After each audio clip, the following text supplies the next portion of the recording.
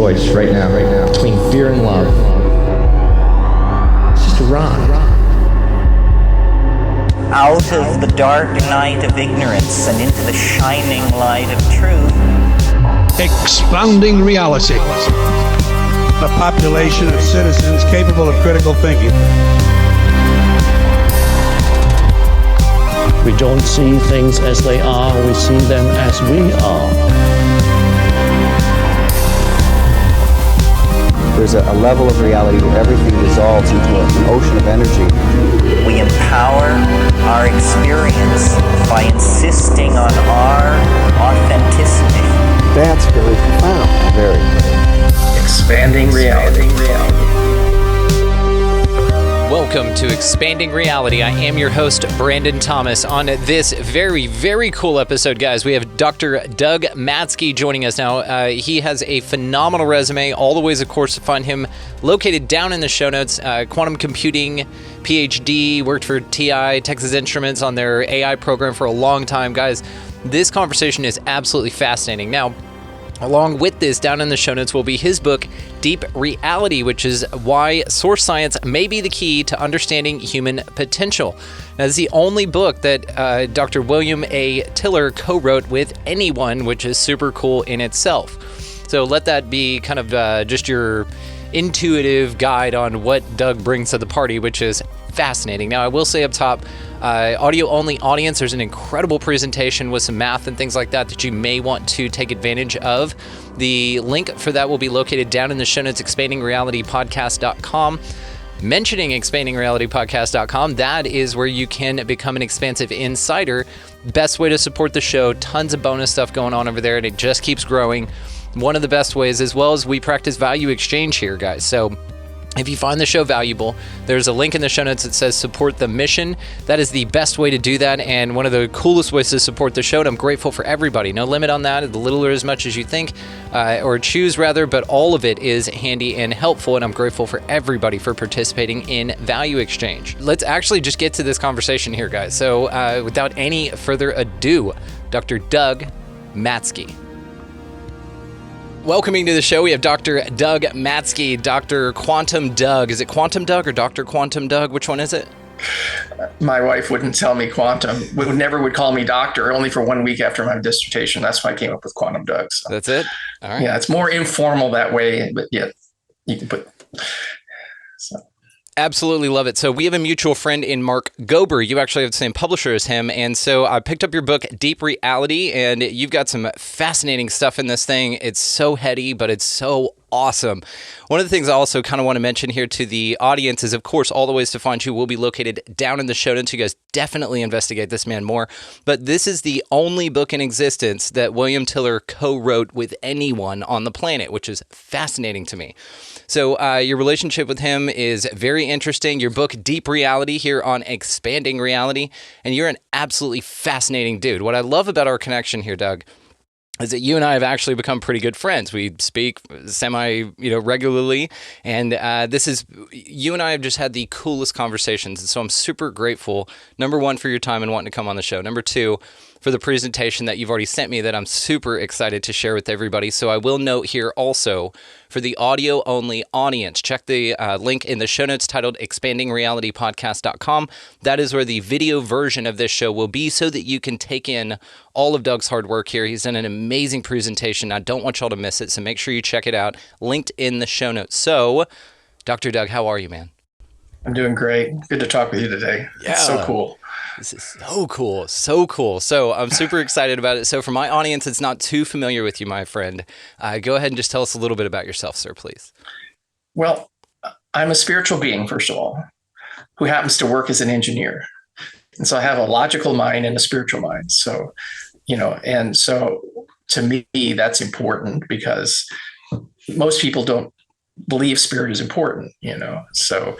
But I think there's a science behind all of this. In other words, all the religions in the world have this ability to have all their beliefs and their faiths. But what's the mechanism behind that? What allows them to have those miracles and beliefs and all that, right? So I'm interested in that, and I call what I'm doing source science.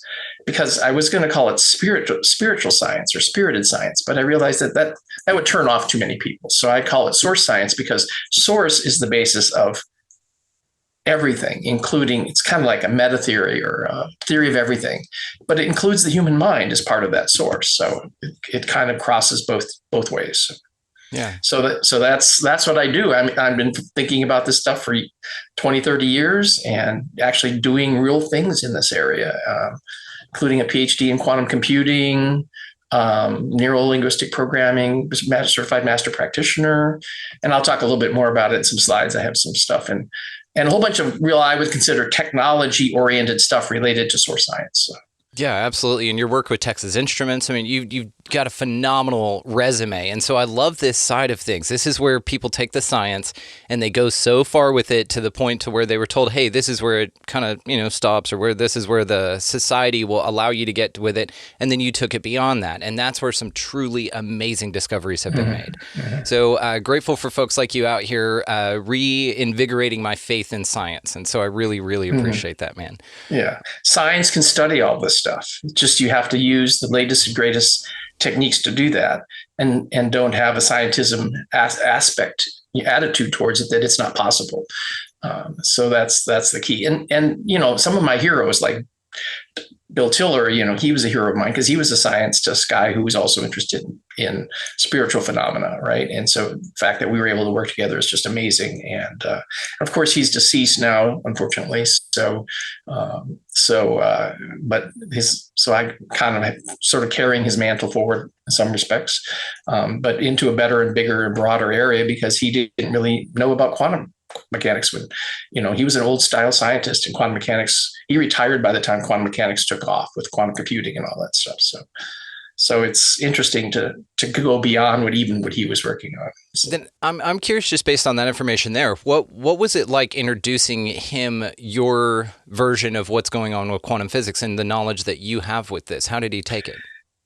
Well, most people who had worked with Dr. Tiller said he was very intelligent. He was an intellectual giant. He had hundreds of papers, and Stanford professor emeritus. He was the head of the department for a while, and then he retired from all of that to work in this area. So he's just an amazing guy, and he got funding to work on all this also. So it's important to realize that I'm really grateful that he decided that according to the story of one of the people that was in his inner group, said something I said to him one time changed his mind about something, and she had never seen him do that before with anybody.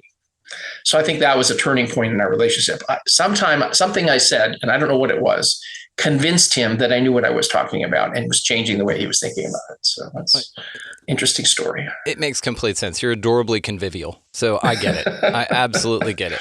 So speaking of amazing, let's check out this presentation that you have for us, man. I'm very curious about it, and I absolutely have some questions for you afterwards, for sure. Yeah, and as far as I'm concerned, these are just talking point slides. And if we have a little discussion between each slide, we're welcome to do that. I mean, It's only like 15 slides. So it's an overview of the things that I think are important and what anybody who was interested in this field should realize it's part of the story, the storyline. So,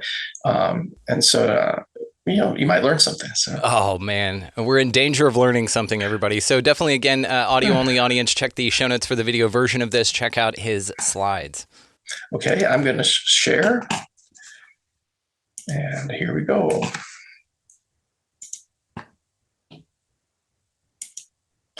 So here is my title for what we're talking about today. I'm going to focus in on the hyperdimensional nature of reality. And I don't call it physics, I call it bit physics. It's like at the very bottom, is physics energy? No, it's information. And so how is that infrastructure, which I call that whole area source science, and how is that beneath everything? And so I call it the multiverse, right? Because the multiverse is not only our universe, but everything else as well. So anyhow, that's my working title for this. And here's some links to my stuff, which will also be in the end of the YouTube. So my moniker is Quantum Doug because my last name is too hard to spell, so people couldn't remember who I was. And So, but I've been, programming and in engineering for over 55 years. And I was the chairman of these two conferences on physics and computing. And there was this group called ANPA that is interested in the same kinds of ideas, bit physics sort of ideas. And so I've given a whole bunch of papers, patents, talks, and they're all available on quantumdoug.com. And one of my famous papers was in 1997. I wrote an introductory article in what computers will look like when they scale to 1 billion transistors. Well, now we're over 1 trillion transistors. And so that was early on. And it basically showed that semiconductors don't scale due to relativity style thinking about it. So here I was trying to add physics to semiconductors. And so then I finally got my PhD. When I was at the ripe age of 49, I got my PhD, and it was on quantum computing using geometric algebra. So I used a whole different class of math to describe quantum computing, and it all holds together. And I built some tools, and then I researched more since then. And so, and then after that, I got an SBIR contract, which is Small Business Innovation Research thing, on neural and quantum computing, combine the two. So it turns out they're related, and you'll see this in the talk here. But I'm also interested in this certified master practitioner in NLP, and that's why I call this Source Science of Bit Physics. And not only have I written the book, but then the book, think of it, the book as a business plan, and the company that I'm doing, Coherent Spaces, is the company that's sort of a follow-on with some of the people I met through working on the book. So any questions about that, or should I just keep going on? Just roll it, man. It's fascinating. Absolutely okay. Fascinating. So, in my book, I talked about what bit physics is and why you need to think about this. And there's this basically hyperdimensional infinite bit plane that represents the source of all the things in the universe, including our mind. And the conversation, we're going to try to proceed in non-technical manner. I mean, these are technical subjects in the same way that if you have a car, you know what a transmission is, you know what an engine is, you know what an anti-lock braking is. So you're not going to fix those or design them, but you know conversationally what those are, right? So that's what we're going to do. We're going to introduce you to a conversational nature, sort of a conversational version of what source science is and why you need to care about hyperdimensional ideas for both human and our mind and their understanding of the universe. So here we go. So, this is right out of the front of my book. If you go on Amazon, you look at my book, you can see this in the first couple pages. Okay. First is that information is physical. You can't ignore the fact. Physics know this now. John Wheeler from Austin here said it from bit. And that you can't, and that's because it's the smallest change you can make in a black hole. You can't ignore bits if you're interested in physics, especially relativity combining with quantum mechanics and entropy. So they know that the surface area of a black hole, I'll have a little icon for that later, is that the smallest increment to a black hole is a bit. So it's no longer computer science, it's physics. And then Ralph Landauer says you can't ignore that bit information because if you erase it, you have to account for the entropy for that. So erasing information loses energy.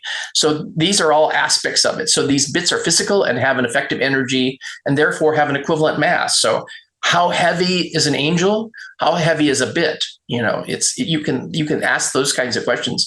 And now we have an answer to it mathematically. So this is an important one.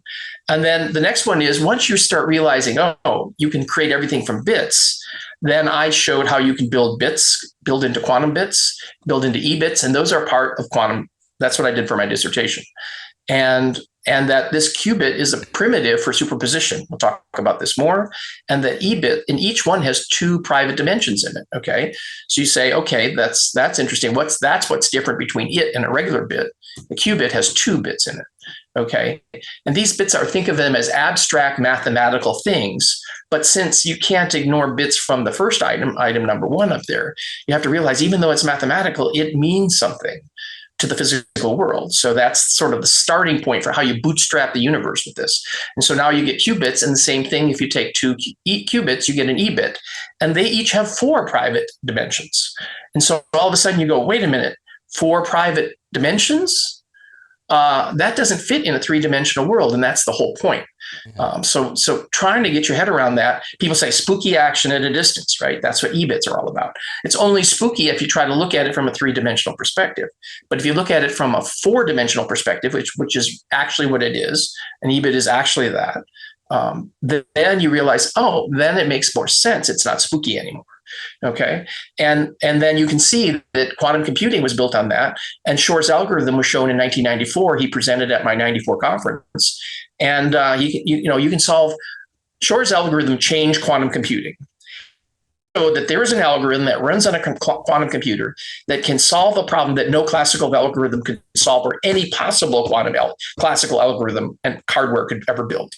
Okay, and so this changed quantum computing forever, and he's gotten awards for this algorithm here, 20 years later, and it's actually 30 years later. Excuse me, it was 94, and 94 is when he did this.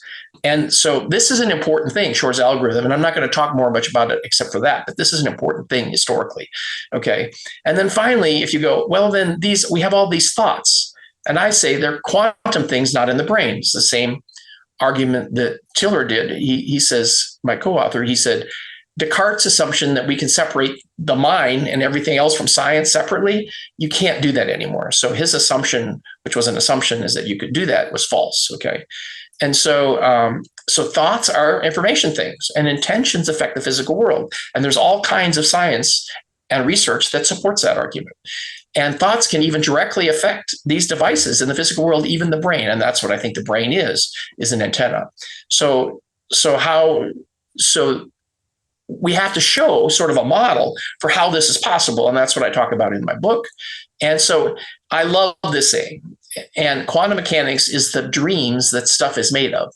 It's a t-shirt slogan, but it's really it. And dreams here is the word bits. So what am I going to be talking about in this talk? I'm going to be focusing in this item number 2. A lot of other times I've talked about the qubits and the e-bits, and we're going to introduce you to those, but we're really going to be talking about hyperdimensional nature of reality.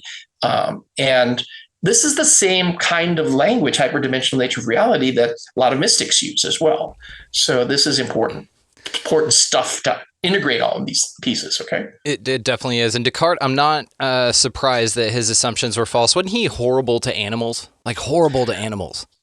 Well, if you believe, I have another saying here that if you believe that nothing is conscious, nothing is aware, then you can treat it like physical objects, and you don't have any interest in supporting it. But if you realize everything is alive, including the plants and the animals and humans, this is part of the spiritual evolution. There's revolution that's going on in the world right now. Is everything's alive, and emotion makes a difference. And we'll talk about emotions too. That's a great point. It's the psychopath moniker. Yeah, exactly. Yeah. And scientism as well. It's like it kind of points to what's going on in our world. At a big scale.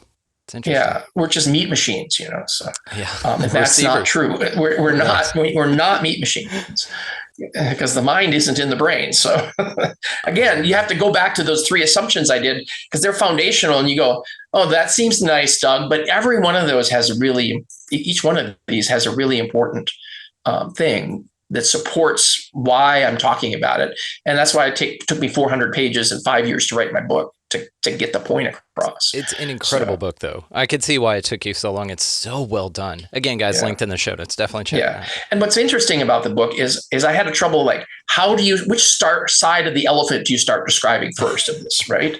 And so I finally came up with the idea. It just occurred to me, I'll have a conversational approach between Tiller and I. And so literally that's what I do. I say, give these paragraphs attributed to Tiller, and then these paragraphs attributed to me, as if we're having a discussion. And it was interesting because I wrote the whole book. Right. As if Tiller was saying it, Yeah. And so that was fun to do that. And that way we could disagree even. Well, I like it. And it kind of reminded me, even source information and everything, because my first introduction to source science really was this idea of unity consciousness. And I'm pretty sure that we're describing the same thing. Okay. So yeah, exactly. The way that your book was written kind of reminded me again of Conversations with God by Neil Donald Walsh. And it's just this conversational type of a thing, but a lot of discovery is made within that. And so I love that you delineated that within your book. Very cool. Yeah. The thing started writing itself when I started doing that. Yeah, so, I could see that. Yeah. So the key here is source. It's like the universe is has to come from somewhere. Okay. And we can talk about Big Bang and all that stuff, and we're not going to go into that. But just think that somewhere there has to be something that's the universe is running on top of. And the source is a quantum simulator. And the people who will go, huh? And it's because everybody thinks it's a classical universe. It's got energy, it's got stars, it's got galaxies, it's got supernova, it's got black holes. This stuff is all energy based. But at the very bottom, empty space itself, where there's not, quote, nothing in it, is quantum foam. And this quantum foam is there, even though there's no matter, energy, space, and time, there. And so the universe is running on top of this immense simulator with immense parallelism and computational ability to give us the full expression of our universe. And so it's hard to put our head around it. It's like wrapping our head around God, the concept of God. This simulator is so big, okay, that it simulates the entire universe in it. And this is a common theme that other people are talking about as well, but they're talking about it in a very limited sense. I'm talking about it in a very grand sense, universe. And I'll have a cartoon about that in a minute here. In fact, this is it. But before you get to that, quantum foam. Awesome, because it's weird but it's pervasive. It's almost like a mycelium layer. It's like this layer of information that's sent everywhere, and it's also described in some woo-woo sources. They'll describe it as the Akashic.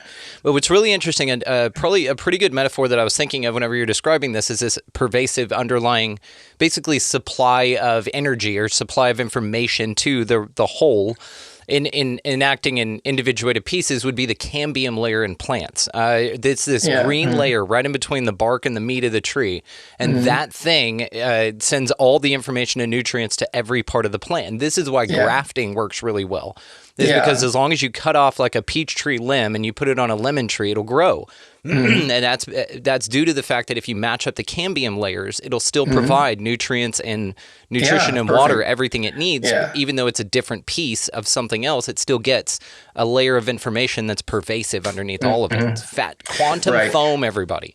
This is a common term used in quantum physics. Okay, and realize that quantum foam is a whole each subject that I bring up could be an hour talk by itself. Okay. So just realize it's very deep, and we're going to go into it kind of in a buzzword engineering source science perspective. Okay. Perfect. And it's important to get all this in your head so that when you're talking to the quantum mechanic about fixing yourself, that hey, there's brakes, and there's, just like your regular car, you're talking to the regular mechanic about how to fix your car.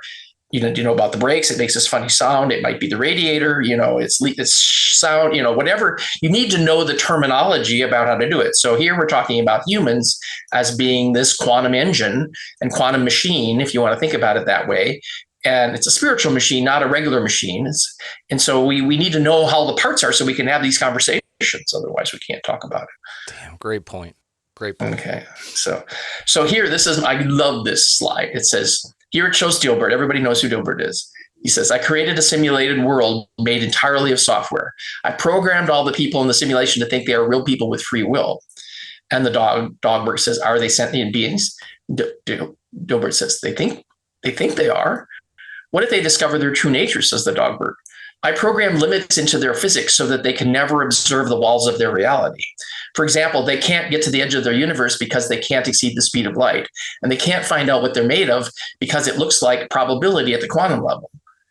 And all of that is so funny because it assumes that you could actually build a simulation to that fidelity inside a little computer that's sitting on his desktop. Right. So that's the farce about this whole cartoon. It says, and then, of course, the last one says, wouldn't those limits tip off the smart ones, says Dogbert? And Dilbert says, I coded them not to trust smart people. Perfect. I mean, this you could have an hour discussion about this, over a glass of wine or a glass of scotch, It's perfect. And I'm so glad you pulled it. It's perfect. Yeah. So this is a fun one to me. And this is how I can talk to regular people about it because a lot of this is built into our assumptions about that the world is there. So, but Feynman basically said, look, nature isn't classical, damn it. And if you want to make a simulation of nature, you better make a quantum mechanical. And by golly, it's a wonderful problem because it doesn't look so easy. And so it's not just a little quantum simulator. It's a quantum simulator big enough to simulate every square centimeter of all the empty space in the entire universe that's 13 billion years across. So it's a big simulator. And if something's that's that big and it's built and it's big enough to support the quantum mechanics that's going on in even quantum foam, then it's probably big enough to support consciousness too. So this is my, and here's the it from bit. Black holes are just bits. And the reason they know that is because it's the combination of relativity and quantum mechanics that makes that work, and entropy and information science. So again, that's a whole hour by itself there as well. So here's my little icon that says, here you have this big hyperdimensional simulator. And these little corners here says it's infinite dimensional. And inside that, there's a 3-dimensional world that we think of, which is our world. Okay. But what's about all the space outside of our universe? Those are different realms and we're going to talk about that today too. So, okay. I want to compliment you on your graphic here, especially the 4D, 3D version of this, because that's one thing that you are so great at, dude. That's so challenging for folks when having this kind of conversation is visualizing this stuff and articulating it in a way that everyone can enjoy the conversation and not feel overwhelmed. And right. And you won't have to worry about that with this audience. They're incredibly sharp. But I love your graphic here. It's just a wonderful way to articulate. You even have the right angle vectors in there, which Dave from Generation Z and I talk about quite a bit. So absolutely fascinating. Yeah. And, the problem is that you need what I would call a quantum infrastructure is required to efficiently simulate a quantum universe. And you can't simulate a quantum system in a classical universe. So the classical universe must emerge from the quantum mechanics. So the quantum mechanics is more primitive than the classical universe. It's like chicken or egg. It's there for us to discover, but it needed to be there making up everything and making it difficult for us to discover. It's fascinating. I always ask people, what's your superpower? Okay, so we'll ask you again, what your superpower is later. But one of my superpowers is that I can visualize this hyperdimensional space without getting lost. Okay, that's one thing. Yeah. And the other thing I'm really good at is I've always built systems where I say, what's the foundational piece? Like I've built a simulator system back in the 80s. It was so powerful that another company bought it from Texas Instruments, and Texas Instruments saved, $50 million because they didn't have to license that technology back from that other company when they released their product for several years. So, having a good simulation is important. And I understand how to do that because I've done it over and over and over again.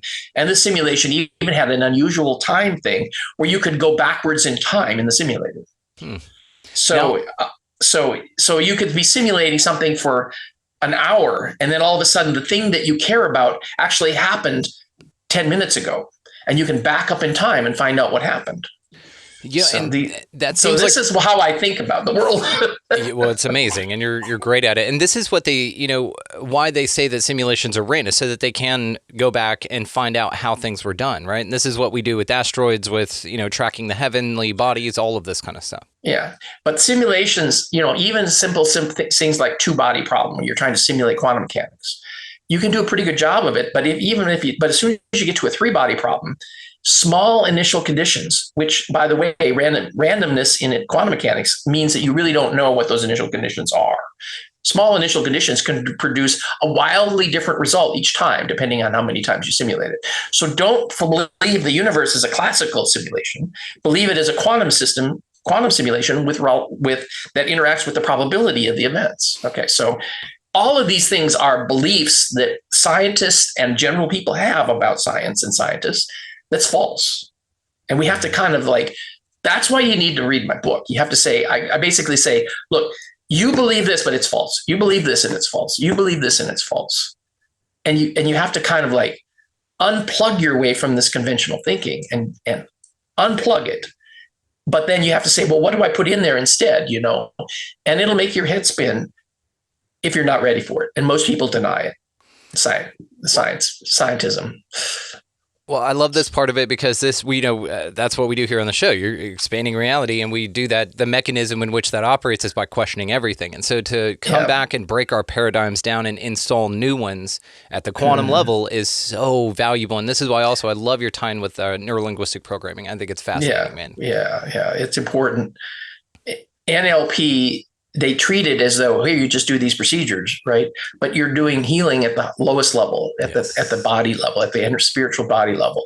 And most NLP people may not say that until you get into the advanced classes. It's just like if you're doing Taekwondo or, any kind of martial arts, you have to be a first degree black belt before they really start teaching you what you need to know and really start having the conversations about what you want to do. A friend of mine was a black belt, multiple black belts. Okay. And him and his wife were both in these classes and they were very good at it. And the instructor was just a phenomenal instructor. And she eventually was weirded out the fact that he was so telepathic. He knew what she was thinking and it weirded her out. But if you start getting into this, you realize telepathy is normal. Yeah. And if it weirds you out, then get over it because it's who we are. Yeah. Another thing like that, Scientology. People get to the top there and they're not very happy with what they find out. Yeah. Yeah. Well, Masons as well. Yeah, probably. That's sort of a counterexample what I'm talking about. But generally, there's levels to get to, and that's true with every kind of spiritual practice. Okay, yeah, and not necessarily religious practice. I separate spirit from religion. Okay, so I go through this constantly with my own spiritual practice. It's like I'll get to a certain point, and I'm like, oh, I was reading from I had the training wheels on, and now I've gotten a new understanding, and nothing having to do with what I learned before is necessary in this next level. But it took me learning all of the wrong things to get to the next level. It's really interesting the way it works. Yeah, exactly. It's evolutionary. So, yeah. So one of the things I always like to talk about is, well, people talk about telepathy. Okay. But it's like a lot of people don't even know how complex this field is. And I could spend another hour talking about this slide too, but I'm not. I'm just going to give you an overview that says, look, this is an engineer's perspective of this. So if you have awareness, sort of like the basic thing. People talk about consciousness. I don't like the word because to me, consciousness is like, you know it when you see it, but otherwise you can't put a label on it. Okay. But a lot of this other stuff, we can put a more specific label on it. Okay. Like awareness. Okay. And we know if somebody's staring at us, we can feel it. And there's a reason for that. Okay. And you can do experiments about this and they've done them. Okay. And so how do you get information from a remote location in either that has some modality to it, sound or vision or feeling? Well, Robert Monroe uses the term rotes. It's his little encoding packets of information that remote viewers use. Okay. And so they're information that's remote in space, and so here, but there's also these things that they're non-local. So one of the things you're going to learn as soon as you start talking about this transcendent behavior, this is what humans do, by the way. And no classical computers can do this stuff.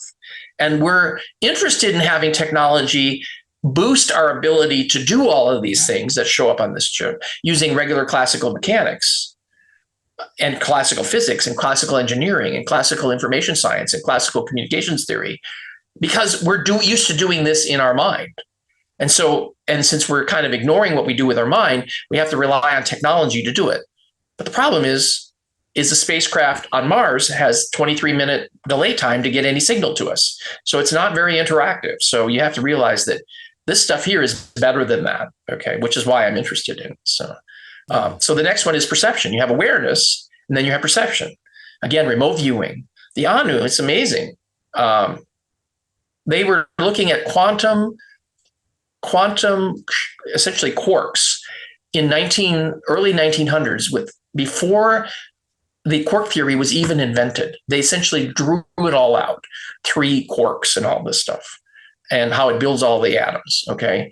So you can remote view at any level. You can remote view at the very bottom. You can remote view in outer space. You can control where your mind looks at. Medical intuition, medical testing, muscle testing, power versus force. And so all these things, if you're categorizing what defines them, and this is my grid for that. And then there's just knowing. Okay. So like if you're an athlete and you say, man, someone asks you, how did you get around that guy and just put that basket in? Or how did you sink that golf course? He says, well, I just knew to do it. I was in the zone. And it's like everybody was going in slow motion when I did it. And so they couldn't stop me. Or I knew that the hole was going to go in because essentially they're looking into the future. They just have to line up the ball in the future with the putt, with the goal, with the putt, with the cup. And so all of these things are about knowing. Okay. And this is important because like savants, and a lot of autistic kids are savants, and you can have other savants. You can have instant savants. You hit your head and now you know about music. Yeah. And all this music or another language. And so how is it possible that the brain is a computer? You can't.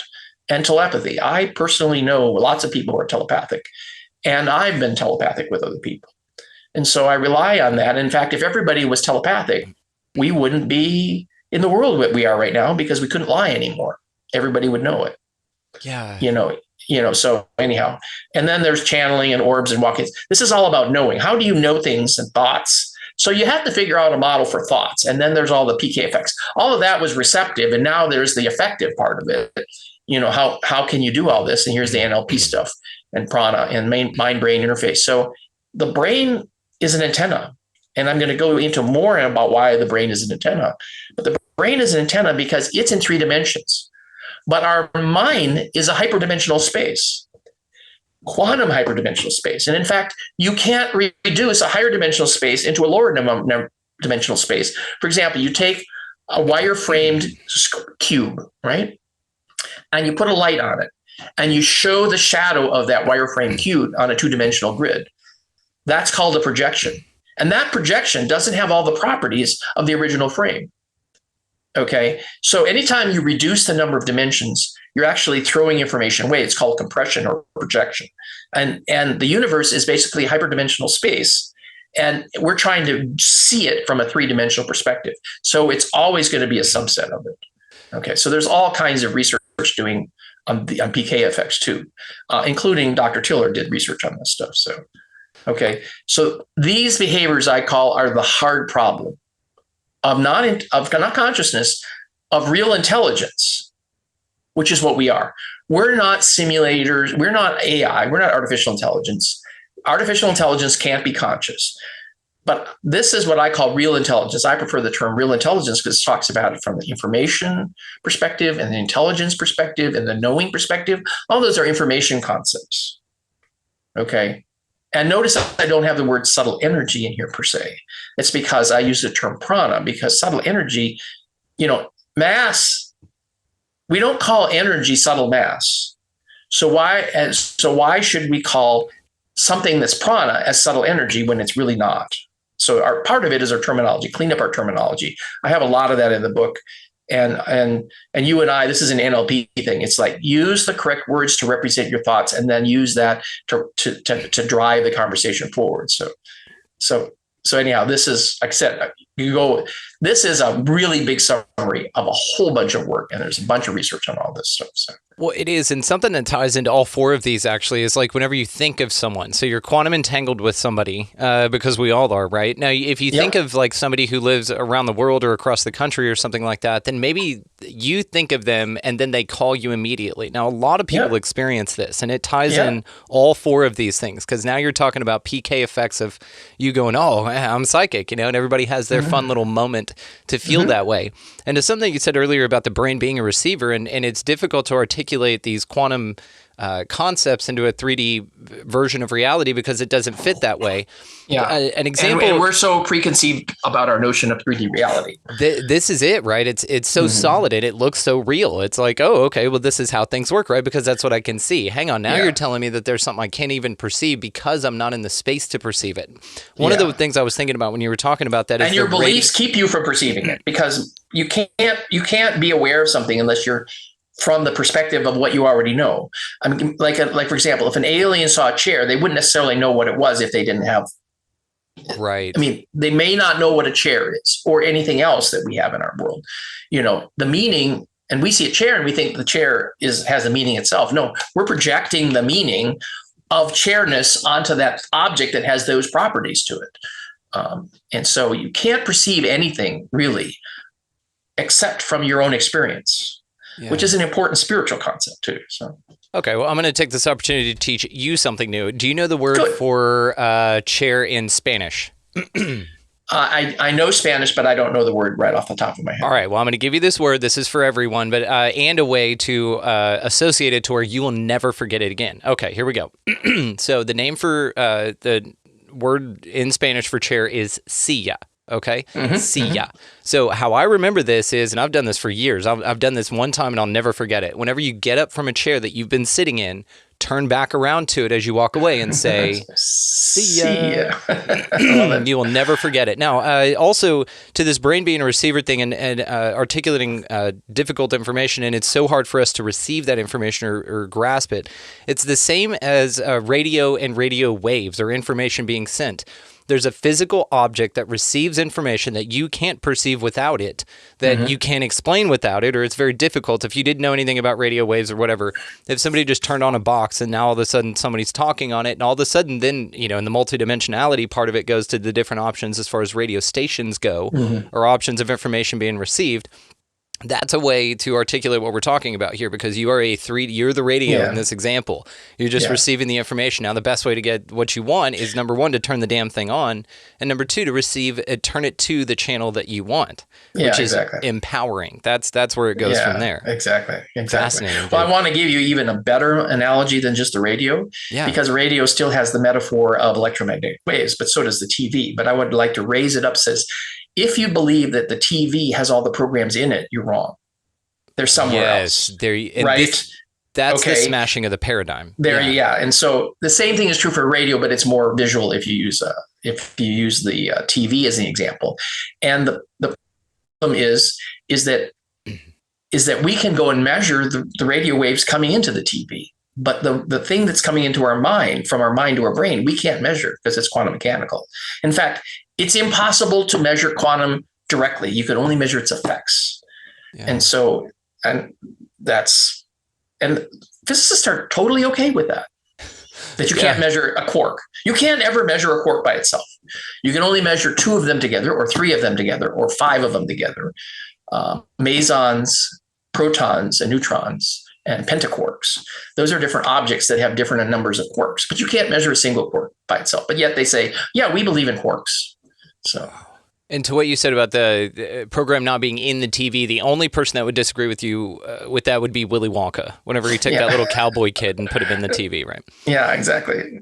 Fascinating. So I'm going to go to the next slide, because again, we could talk hours on this. I love that, and I just want to point out that slide because it ties all of it together. It's got the spirituality. You are this bridge between the science and spirituality. I can't tell you how awesome this is. And scientism completely disavows anything on this slide. Which is fascinating. It's impressive to see the big list of it all in one place. Right. That's what I tried to do with this. Well, and it's palatable. So you've put it in a way that and already we're tying examples into this. Absolutely brilliant.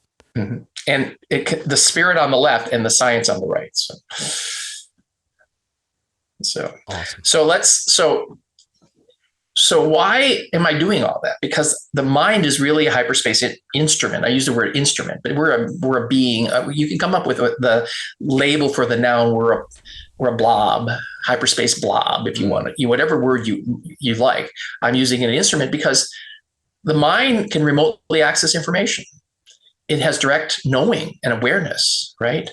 And this includes quantum states. Turns out people like Dean Radin did a double slit experiment, and they showed that the mind could directly influence the double slit experiment that was shielded. This means this is not electromagnetic. This is at the quantum level, human minds can directly influence quantum states. What keeps us so that's important, because nothing else can do that. What keeps us from knowing that and utilizing it? There are people whose energy systems are incompatible. They're kind of like askew, and they kill electronics all the time. Their microwave dies, their watch dies, their phone dies, their camera dies. Yeah, streetlights turn off when they go by. Yeah, they burn out streetlights all the time. Yeah. Usually if it's a big emotional state. Okay, if they're in a big emotional state. And it's because they're essentially influence the quantum state around them, which has an effect on the physical objects, and especially quantum mechanics. So there's the thing where they knew 2 hours before 9/11, all the random number generators in the world random number generation network that they had that's monitoring random numbers generators around the world, 2 hours before 9/11 happened, they all started going askew. And I love that example, and it's great that you did. And it's kind of like how animals will know that a tsunami is coming, and they'll all start running for higher ground. Yeah, exactly. Why do you think that there's such a delay in that animals have this raw sense of what's going on, and they can really pick up and feel that versus humans? Humans do it too. It's not just it's not just real time stuff. It's presentient. So this whole notion that you can know the future, they've documented it with 10,000 pictures experiments. And they documented this and proved it by doing a meta-analysis on old experiments that were doing 10,000 pictures that had the same protocol.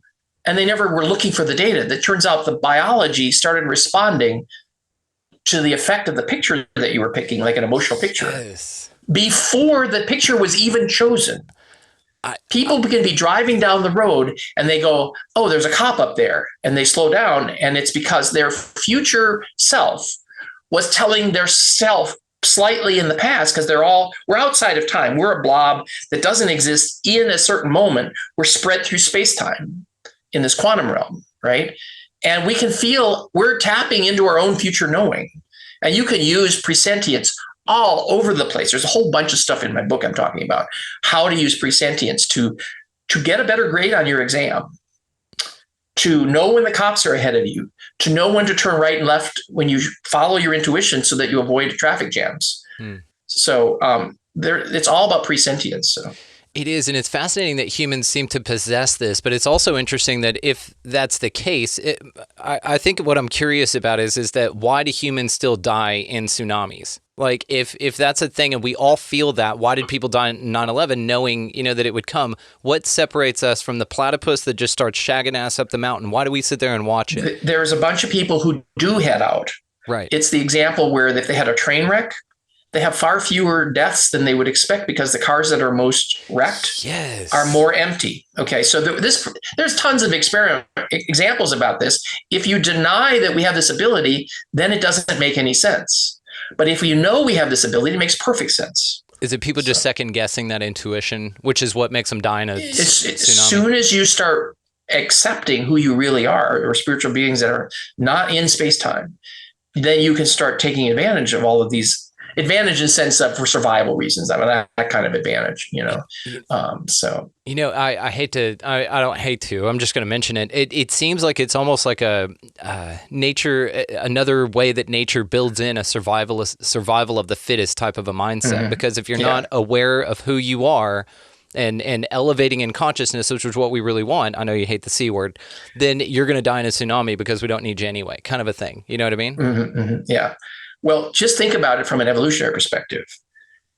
If you knew in advance that there was a saber-toothed tiger or a tiger behind you, right? And then you wouldn't even have to be super aware to do it because you would know to get out of its way. So from an evolutionary perspective, in fact, if the brain was a classical computer, every conscious being in the world would be extinct because they would have never evolved to this level. So think about it from an evolutionary perspective, that you're more survivable if you have this quantum mind than if you have just a classical brain. This is so fascinating, though, because now what I'm thinking is with this Great Awakening is that's what it's kind of priming people for, is to survive things that you need it for later, where, where later in the future, maybe a brick building won't save you because it's not as necessary as it used to be, but that was okay or good enough before. And then the next level of us evolutionarily is this kind of intuition-based reality, which, man, who knows what's going to happen after that? That's fascinating. So once you realize, you can remote view in space, you can remote view in time, presentience. I know people who are remote viewers who did remote viewing, presentient remote viewing. They described what was going to be on the newspaper, in this particular newspaper, in this particular town, 2 days before the article or the newspaper was released. And the articles for that newspaper weren't even picked until the day after she wrote it down. Damn. So, by the way, if you study for an exam after the exam, because you already know all the questions, right? It's like getting the cheat sheet, but you're getting it a little late. If you study for an exam after the exam, it will affect your ability to know this because you're tapping into your future knowing when you're taking the exam. And students know this, and who do that, they go, oh yeah, I do that all the time. So students study after the exam when you know the questions, and then it'll help you taking the exam. That's presentience, and that's retrocausation, actually. Yeah, and this is kind of like the idea of ancestor trauma healing. It's basically that you go back to your early self in a childhood trauma or something like that, or in your ancestors' lineage, if we're talking Akashic records here in past lives, and then you heal something there, and then therefore you're better now because it healed you back then, so it never the label for that, the best label for that is timeline. Yep. And it's Hawaiian an ancient Hawaiian practice, and the NLP people took it up. Wow. So it's when we get together, I'll do timeline work with you so you can see it. It's really easy. So yes, yeah, because you're a Texan. You're coming up to hang out with me. Yeah, we're going to come up and we're going to get together here soon. Yeah. So, but this whole notion of savants and infinite intelligence, like in my book, I talk about, well, could you quantify what intelligence is when we have IQ? Well, what if we had somebody whose mind was not a 200 IQ but 1,000 IQ? What would that look like? Or 1,000,000 IQ? How many times smarter would they be? And would that be like us intelligence over an ant? So I believe that there's infinite intelligent beings. In fact, there's one called Abraham that's channeling through a woman named from San Antonio here, law of attraction lady. Is it Rhonda Byrne? No, the other one. Abraham Hicks? Esther? The Abraham Hicks. Yeah, okay, Esther Hicks. Yep. She's. This being calls it infinite intelligence. So as an engineer, I'm going, what would infinite intelligence look like? And it turns out that this whole Shor's algorithm is related to this, because certain computations you can't fit in a three-dimensional physical world. And Shor's algorithm is an example of an algorithm that works in the quantum space, and it doesn't fit inside a physical space. You would have to run Shor's algorithm on a classical computer for the length of the universe, or make it so big that it would be shorter than that, but then it would be too big and it would create a black hole, because you would have to have all the computer guts to be smaller than the flight time if you want to solve a problem. And if you try to put that many computer elements inside that volume, it would create a black hole. So you can't physically build computers like this to solve some computational problems. And I believe infinite intelligence is an example of it. It doesn't fit in our physical universe. And so savants are tapping into that, and they're tapping into the source knowledge and direct knowing, and they're tapping into the quantum space-time speed up that we get from being a quantum space-time instead of a classical space-time or even a relativistic space-time. So all this requires a hyperdimensional model of science. What this makes me think of is the crystal skulls. Are you familiar with that? Yeah, I have one. Do you really? Do you have an original crystal skull? No, I have one that was built and it's not one of the big regional ones, but it's cool, Doug. Still super cool. What do you think about that idea then, that there's crystals that hold infinite information, and that it can pack it into something that it seems bigger than, like a if Narnia you're clairsentient, any object has a timeline, not just you. And you can tap into the timeline of, let's say, a pistol.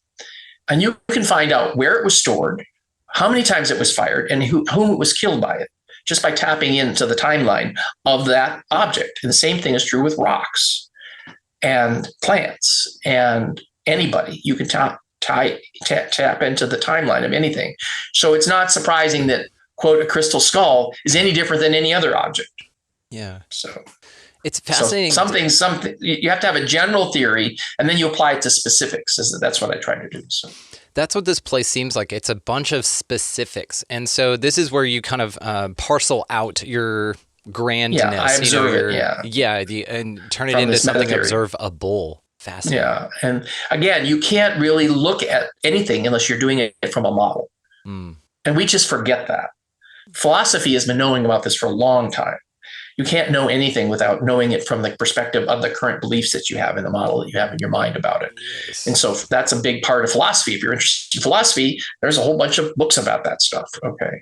And I'm just applying it, just reminding everybody that that's going on, Yeah, you only understand at the level that you're ready to. And this is why, like, reading a book that you read 20 years ago, it reads totally differently, or you'll have completely different information that you pulled out of it, because now you're ready to receive information that's been there different from the new you're different. Yeah. Yeah. So what meaning even is hyperdimensional. And that's what's related to this neural computing work I did. It's that meaning doesn't exist anywhere in the universe.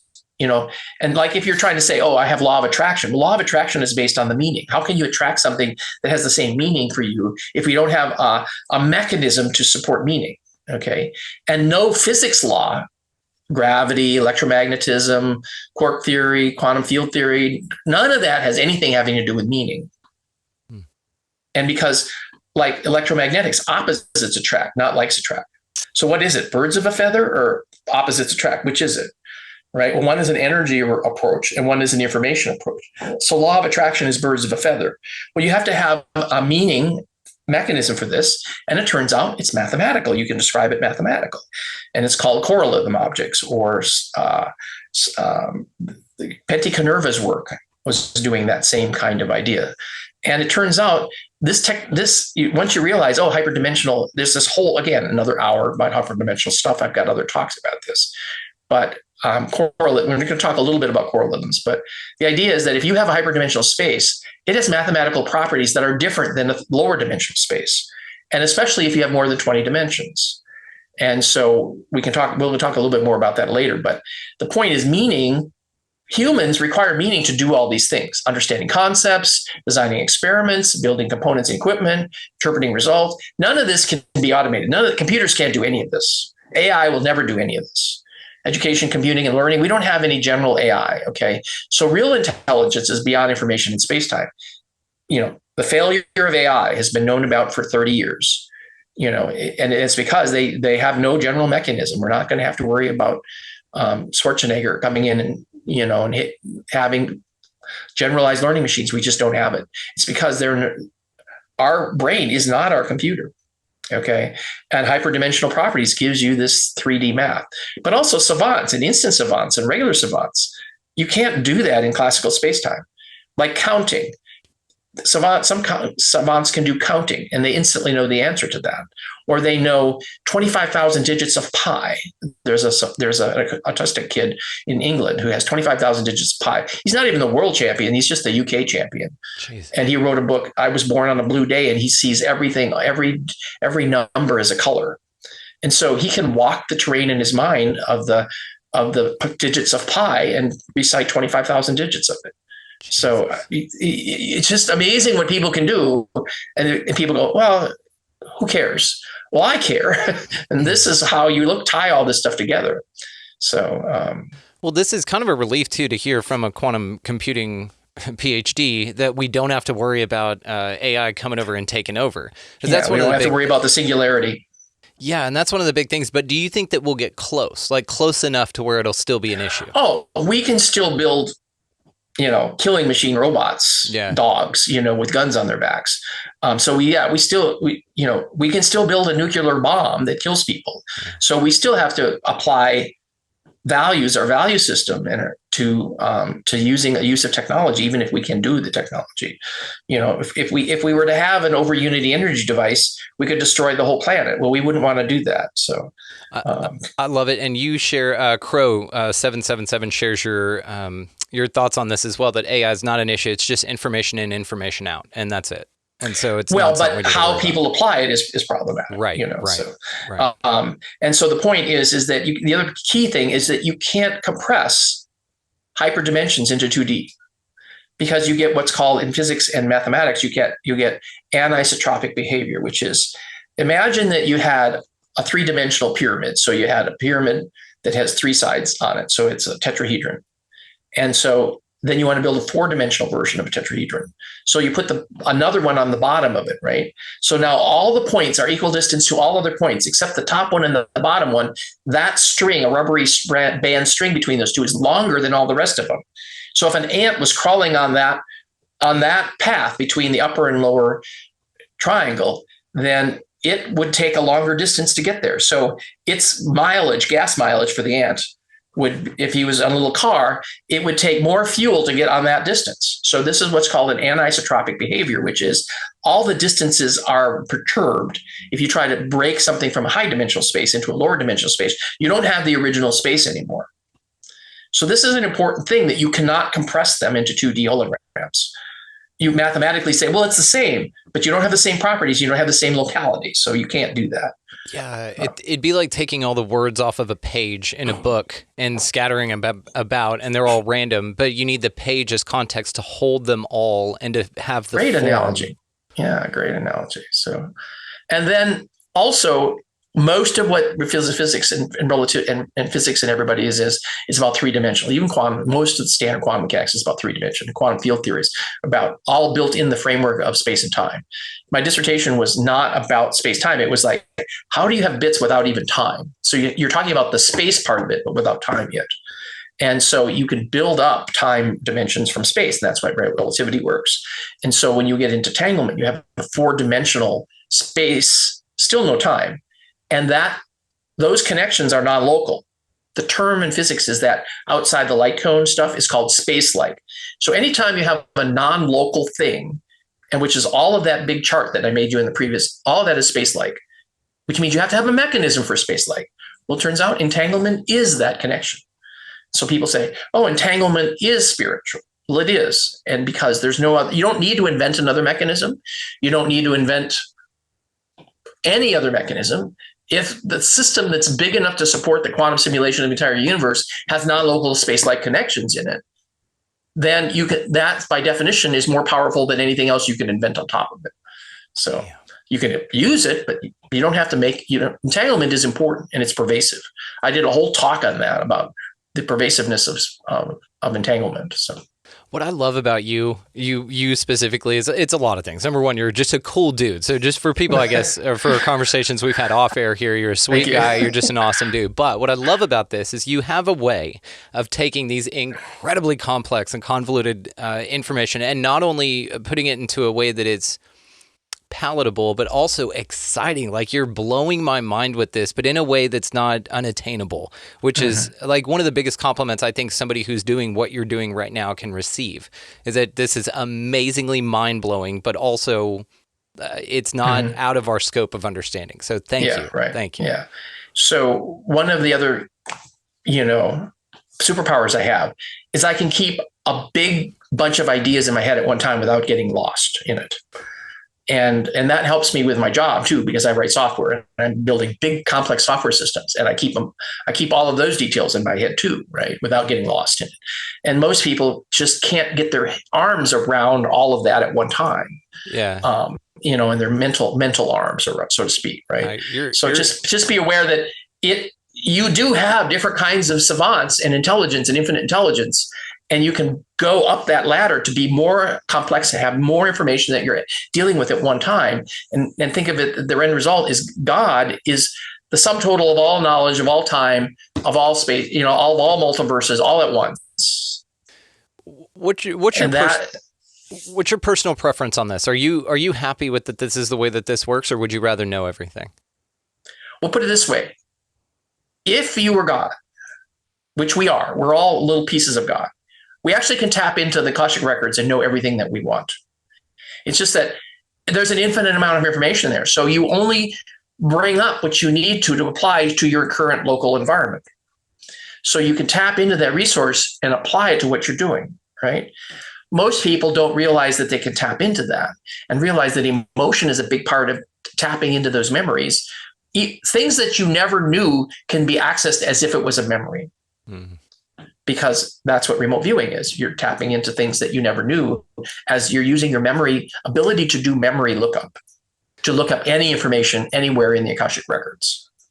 So you don't feel like it's a disadvantage not to be able just to know everything? Well, instantly. You know everything as you need it. Right. Okay. So see, and this is a great way to answer the question, which is why I asked. Otherwise, it'd be like, imagine that you were telepathic and you could listen to the telepathy of every single person in the universe, every single person in the world at one time. It'd be overwhelming. Yeah, right? And that's why I asked the question. Is because it's so parceled. Is because it's why we don't focused. Get nauseous, right? Yeah, it's focused. Yeah. Now with us moving into this new Aquarian age, which we're already in, with everyone becoming more telepathic, do you see this as being something that's just a natural progression of us evolutionarily? Yes, and the people who are spiritual, they do all these readings, all this says, what's going on in the world right now? They pick up on the gestalt emotional energy and thoughts of the world. So they don't look at individual thoughts. They look at as a collective of those thoughts. Yeah. And so that's how you kind of go up the hierarchy and you say, most of the people are in this mindset, and that forms a collective thought that psychics can tap into. So all these people are doing readings and saying, this is what's going on in the world right now. That's how they're doing it, without having to look at all 8 billion people in the world at one time, right?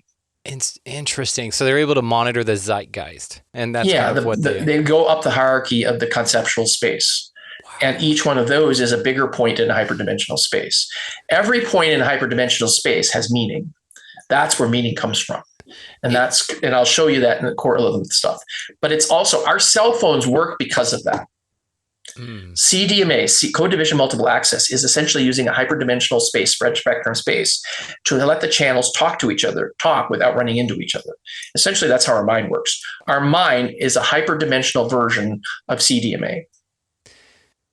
Damn. And what's so fascinating about this is, yet they don't run into each other. Right.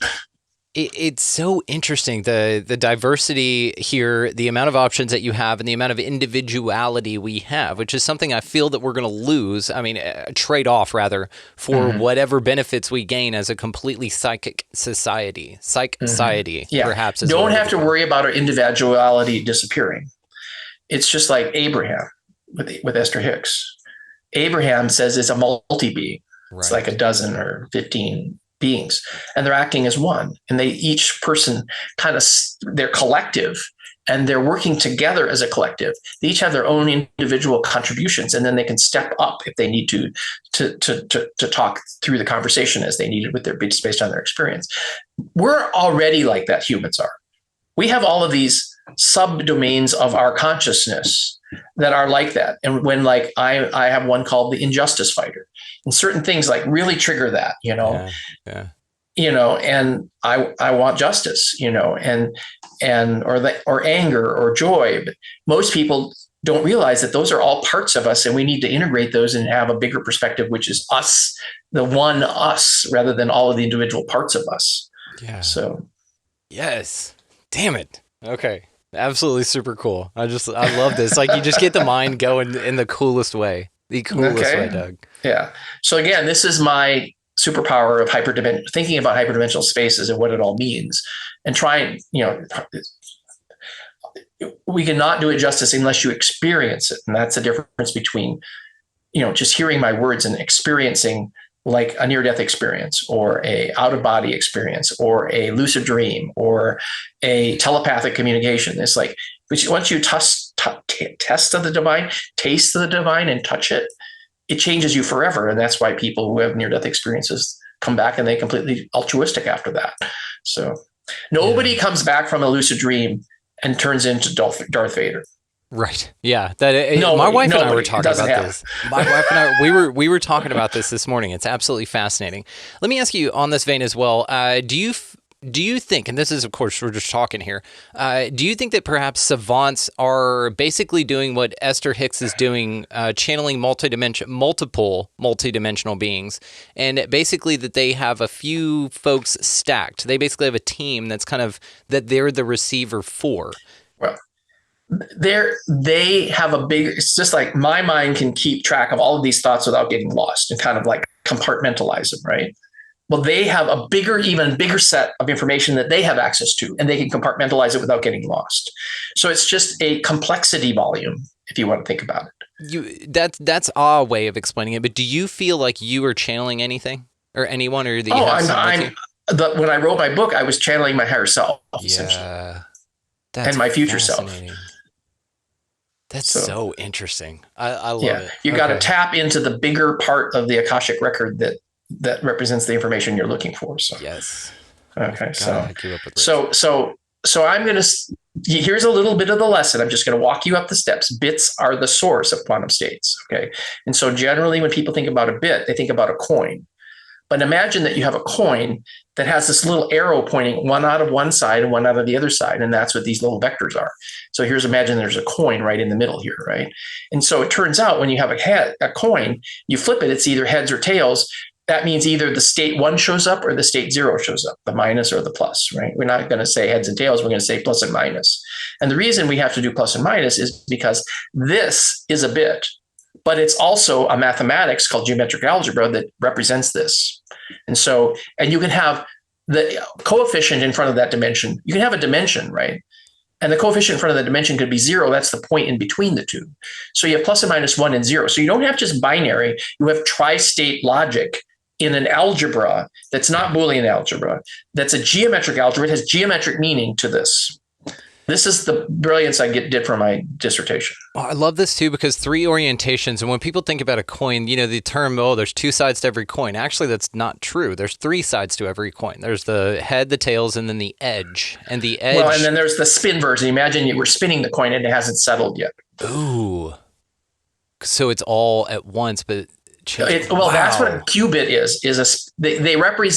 They're trying to represent a qubit as if it was a coin that hasn't landed yet, it's spinning. Oh, so that's the state of potentiality. Yeah. And it could be a weighted coin, which means it's biased, but you don't know that until it stops. And then you take statistics over a long period of time, many events, and then you can find out whether it's weighted or not.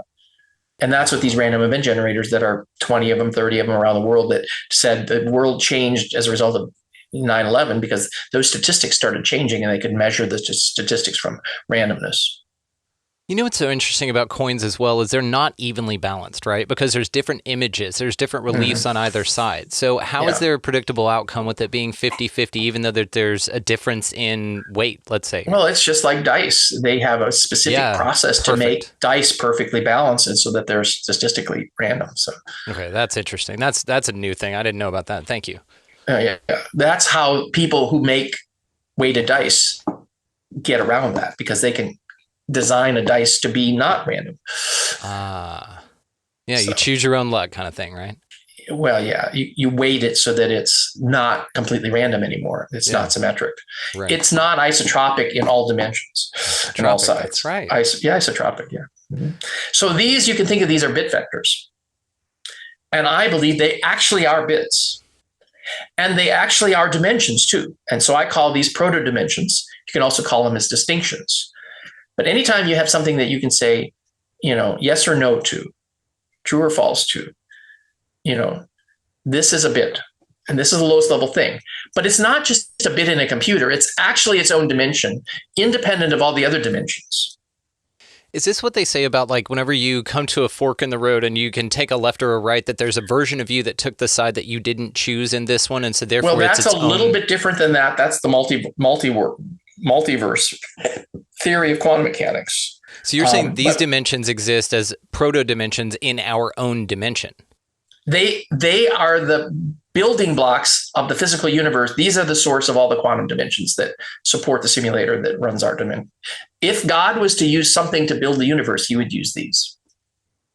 And something that I'm curious about is then if we're talking about this split into multidimensionality, and now you went right in this life, but your life went left in the other, there's still then different dimensions that make up that. Well, I would love to talk with you about multiverses. Okay. We'll do it on the next one. No, we can talk about it a little bit later, but right now that's missing the point I'm trying to make here. I see. Okay. I mean, that's fine. It's a good question. I'm just trying to make the point about, I'm trying to educate people about, this is the bootstrap for what you do to bootstrap a universe. Gotcha. Okay. Yeah. Okay. And these little dimensions don't exist. They don't exist inside our 3-dimensional universe. These are before our 3-dimensional universe existed. So you take 2 of these and that's a qubit. You have a state. Here you had states and dimensions. But when you have 2 qubits, this is quantum computing. You have one dimension, which is the state 1 dimension, and you have another dimension, which is a state 0 dimension, and they have a plus and minus for each of those. Notice we just have labels for states and dimensions. So we're just mixing up the labels here. And there's 2 of them, and now they're 90 degrees. Any 2 bit vectors, these are bit vectors, are orthogonal to all others. So if I have 1 million of them, they're a 1,000,000 dimensional space, which is different than 1 million bits in our physical universe. And when you have one of these, you have this notion what's called an outer product. And you have this thing called a bit vector. So these are dimension 1 units. This is a dimension 2. This is called a bivector. And this thing here, it's the same thing as quantum mechanics, that you have this here. And if you realize that this dimension is A and this dimension is V, and this is the bivector AB, it's orthogonal to A and B both. And this is enough dimensionality to create a qubit. You have to have three separate things to create a qubit. And I showed in my dissertation 20 years ago that you could completely replicate quantum mechanics using this for qubits, including all the operators and all the states. Damn. And there's no time in it. So I'm not having embedded it in time. This is just topologically based algebras, geometric algebra. That's what it's called, geometric algebra. And this is a big thing because there's a whole book by physics. All of physics was rewritten by a guy named Chris Doran in UK at about the same time I was doing this in early 2000. And he was smarter than I was and did not just qubits. He did all of physics in geometric algebra. And you can see his book online or buy it. And he's applied this to a whole bunch. He applied geometric algebra to a whole bunch of things. He went to Cambridge, I think, is where he went. So this is important because now we have oriented vectors. And this little thing here, this bivector, if you square it, it turns into -1 because this is an anti-community algebra. And which means that its square root of this is essentially equivalent to I, the imaginary number. So here we just have plus and -1. And now all of a sudden we have imaginary numbers coming out of it with no complex numbers. So you can bootstrap complex numbers using this math too. Damn. And this is important because these coefficients here, C0 and C1, are complex numbers. And we don't need them in this representation. And yet it's equivalent. So it's important. Okay. So, but with this, you can get qubits. And you can show that once we did more work on this, we can find out that neutrinos are two-dimensional too. No wonder they're so elusive. And the W and Z bosons are also two-dimensional. In other words, as we add more dimensions, there's room to show up more states. And those states we demark as something in our physical universe. And what's interesting about that is the neutrinos, if you look at the topology, regular physics says there's 3 neutrinos. And they're antineutrinos. This topology shows that there's 4 neutrinos and they're antineutrinos. So there's an extra one. And it's really hard to measure neutrinos anyhow, so nobody would be able to detect that easily. So what are your thoughts on that someone created it by looking into it? Like that they actually created the answer because they were looking for the answer, not because it existed for them to find. Does that make sense? You're talking about neutrinos? Yeah, the observer effect, like the double slit experiment. Okay. Well, even though neutrinos are really hard to measure, they can measure them somewhat. And they realize that there's 3 versions of neutrinos, right? The mu and the tau and the whatever, and they're supposed to be different energies. But they know that if they have an experiment, what's called the solar neutrino mass problem, they know neutrinos are coming from the sun and they're generated internally in the sun. And when they get here, though, they were missing some that they were expecting. Turns out neutrinos migrate from each of these 3 states as they move, which means they're not photons. They have mass. Neutrinos, even though they're light, they have mass. They know that. Okay. But so in Chicago, they have this particle accelerator and they have a neutrino detector way up in northern Michigan, northern Minnesota, 500 miles away. And then they have another one that's different. And depending on how far away you are, you see different mixtures of this neutrinos. So it's switching between them, but they just have never seen this 4th one yet. And I believe it's because this 4th neutrino is the sum of 3 antineutrinos. And it would be really hard to experimentally build that and then detect that. So, man. So anyhow, it's a simple thing that the math shows that there's a 4th neutrino. And I don't need a $1 billion or $10 billion particle accelerator to show it. So, yeah, but it'd be cool. Well, it'd be cool. It's an experiment that somebody should think about. And so now we're adding. I'm showing you how you bootstrap the universe, right? Yeah. By adding dimensions. So now I'm going to 3 dimensions.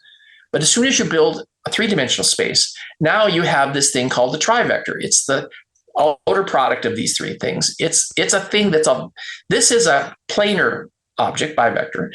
This trivector is a volumetric object. And it has an orientation, just like this bivector here it's like a plane that has an orientation in the page and out of the page. Well, this trivector has an orientation into the volume of that trivector and out of the trivector.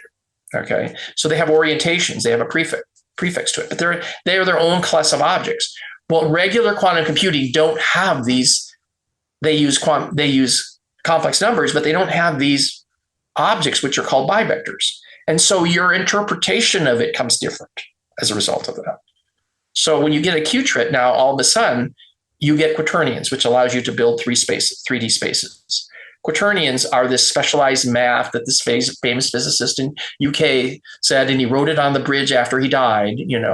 Quaternions, this big thing. It's simple in geometric algebra. It's just I, J, and K are just these bivectors.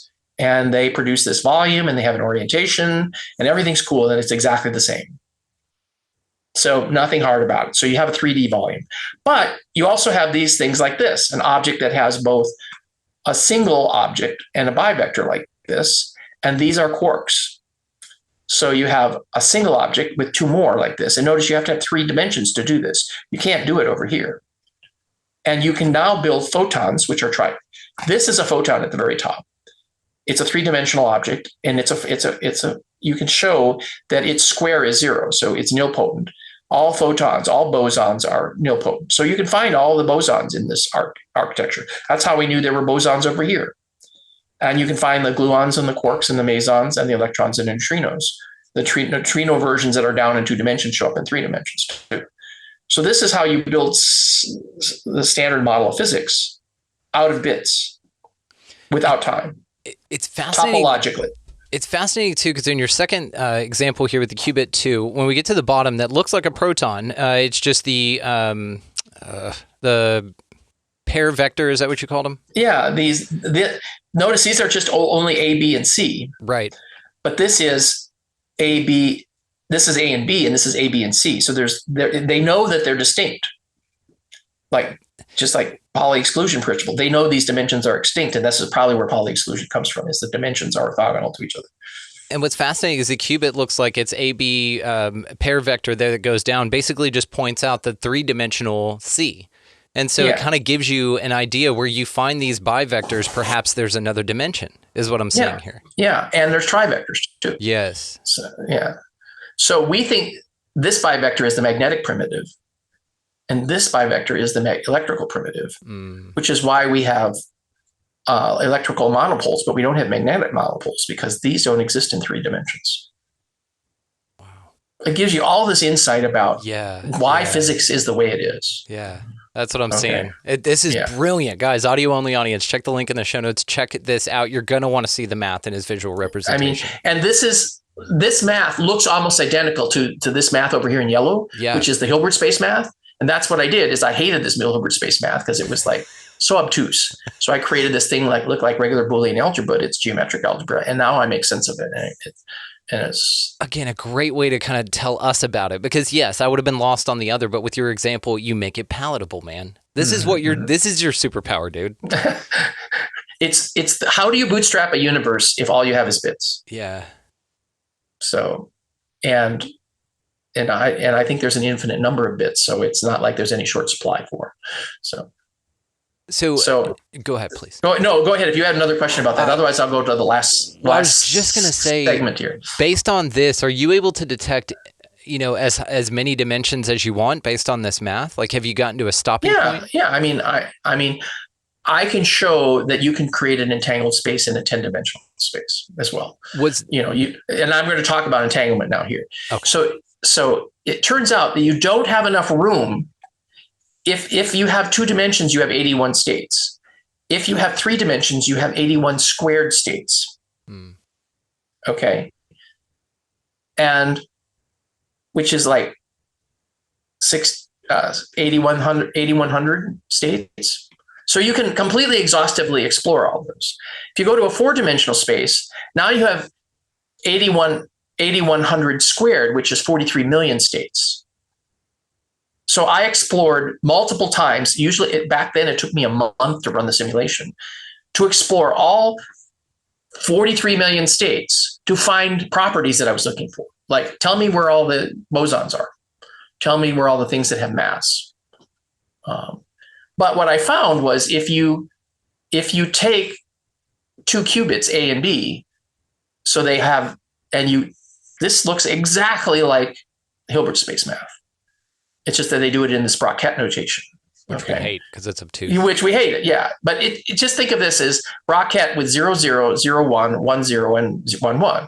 It's exactly the same and has exactly the same meaning. This is the state of the qubit. But if you combine those two, like this is when you get this space-like property. This is the Bell state. Two of these disappear, and you end up with just two of them.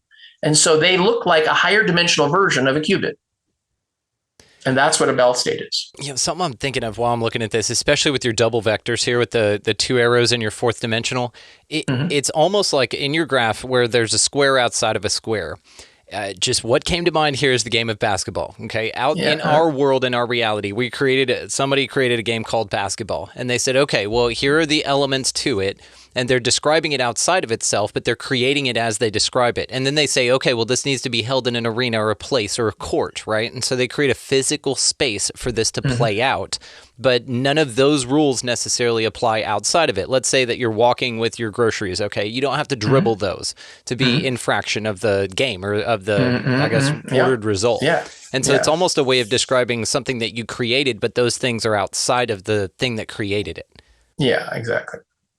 Exactly. Fascinating. So here's one other thing that's real easy to do in this geometric algebra. You say, so this here, AB is the spin. So I just label it as a spin of A. So it includes A sub 0 and A sub 1 instead of AB. And this one here is spin sub B. It includes B sub 0 and B sub 1. Okay. So here's that written out. If you just say, I want to simultaneously if you take this operator and apply it to qubit A, it puts it in this space that's 45-degree angle like this. It's a spin operator. It's literally a spin operator, right? And so it rotates from this state to this state. That's what this spin operator does, S of A. Okay. And so if you take the spin operator and apply it once, you go to this state. If you apply it again, you go to the minus state. So just applying it 4 times around gets you around the circle. Okay, so now what we say, plus in geometric algebra means concurrency. So I says, simultaneously, I want you to do the spin operator for A and the spin operator for B. And when you do that, you get this state. And the reason is 2 of these cancel out. Okay, it's like, and this state is entangled. It's because you can't factor it. There's no up here, you can pull out the A zeros and you can factor it. But here you can't. There's no factoring. This is called inseparable. And it's the spinning coin because it's neither heads nor tails. But it's a both. 4-dimensional version of the spinning coin. That's the 2-dimensional version. Yes. And you can't determine it because it's spinning. And so it wouldn't be one or the other. It'd be both at the same time. And if you apply this operator 4 times, just like if you apply the operator up here for A sub 0, which is this is qubit A, if you apply it twice, you get minus the state that you started with, right? If you apply this 4 times, it looks just like that. It moves around the circle. And so the spin operator does all the Bell states and all the magic states, which is just this negative sign here. And this is how you get all potentialities. And this is all the Bell states. And this here is important because these Bell states are ubiquitous. And I wrote a whole talk about this 10 years ago already. And so you end up with this math here, and you can just apply this operator over and over again. And this is easy to do in my tool. I have a tool that does this. And so anybody can go and download this tool. And I tell you how to download it in a previous talk. And I give a whole tutorial on the tool. Okay, so you can go look into this if you're really interested in it. So But this is the thing that I created. I created it for my dissertation, and then I rewrote it in Python after my dissertation. And now it's a Python tool that allows you to interact with it. And you can write Python expressions to explore what you're doing. You have a laboratory now to do the work in. So Python. Have you turned this into a really cool snake, like that's got bees all running down it? No. As a visual representation? Okay. No. Python is a programming language, but it's actually as in Manthey Python, but it does have a Python on Perfect. Yeah. So anyhow, the hyperdimensional spaces are formed from an infinite set of bit vectors. So each EBIT here is 4 dimensions. And those 4 dimensions are not in our 3-dimensional space. And that's where spooky action distance comes from. And this is So where this is the basics of quantum computing. If you can understand this, superposition is in the 2nd column and entanglement is in the 4th column. And all of the standard model stuff is in the 2nd, 3rd column here. Yes, because one expresses its individuation, the other expresses its potentiality. Yeah. You can't get to EBITs unless you have 4-dimensional space because you don't have enough topology that's structured the right way to have this property. Yeah, you can't create the game of basketball in the court. You need to create it outside to create the court. Yes. For perspective. And so there's one other thing. Remember I said we have more neutrinos than the standard model does? Mm-hmm. We have something else that shows up here. The spin operator. And I prove this mathematically both as a fixed finite proof and as an exhaustive proof by looking at all the states. This operator here, the Bell operator with the big B here, essentially there's no operator that you can do to take the inverse of it. The thing about quantum computing is reversible. For an operator, you can apply on the inverse operator and get back to where you came from, even though you don't know where you started. Damn. Okay, this is reversible computing. Okay. And the only time that reversible computing is not true for quantum computing is if you take a measurement which destroys the state, erases it, so you can't get out of it. So there's reversible operators and irreversible operators. Well, this operator here, the Bell operator, is irreversible, and I proved that, which is different than the regular Hilbert space operator for Bell state, which is reversible in Bell state.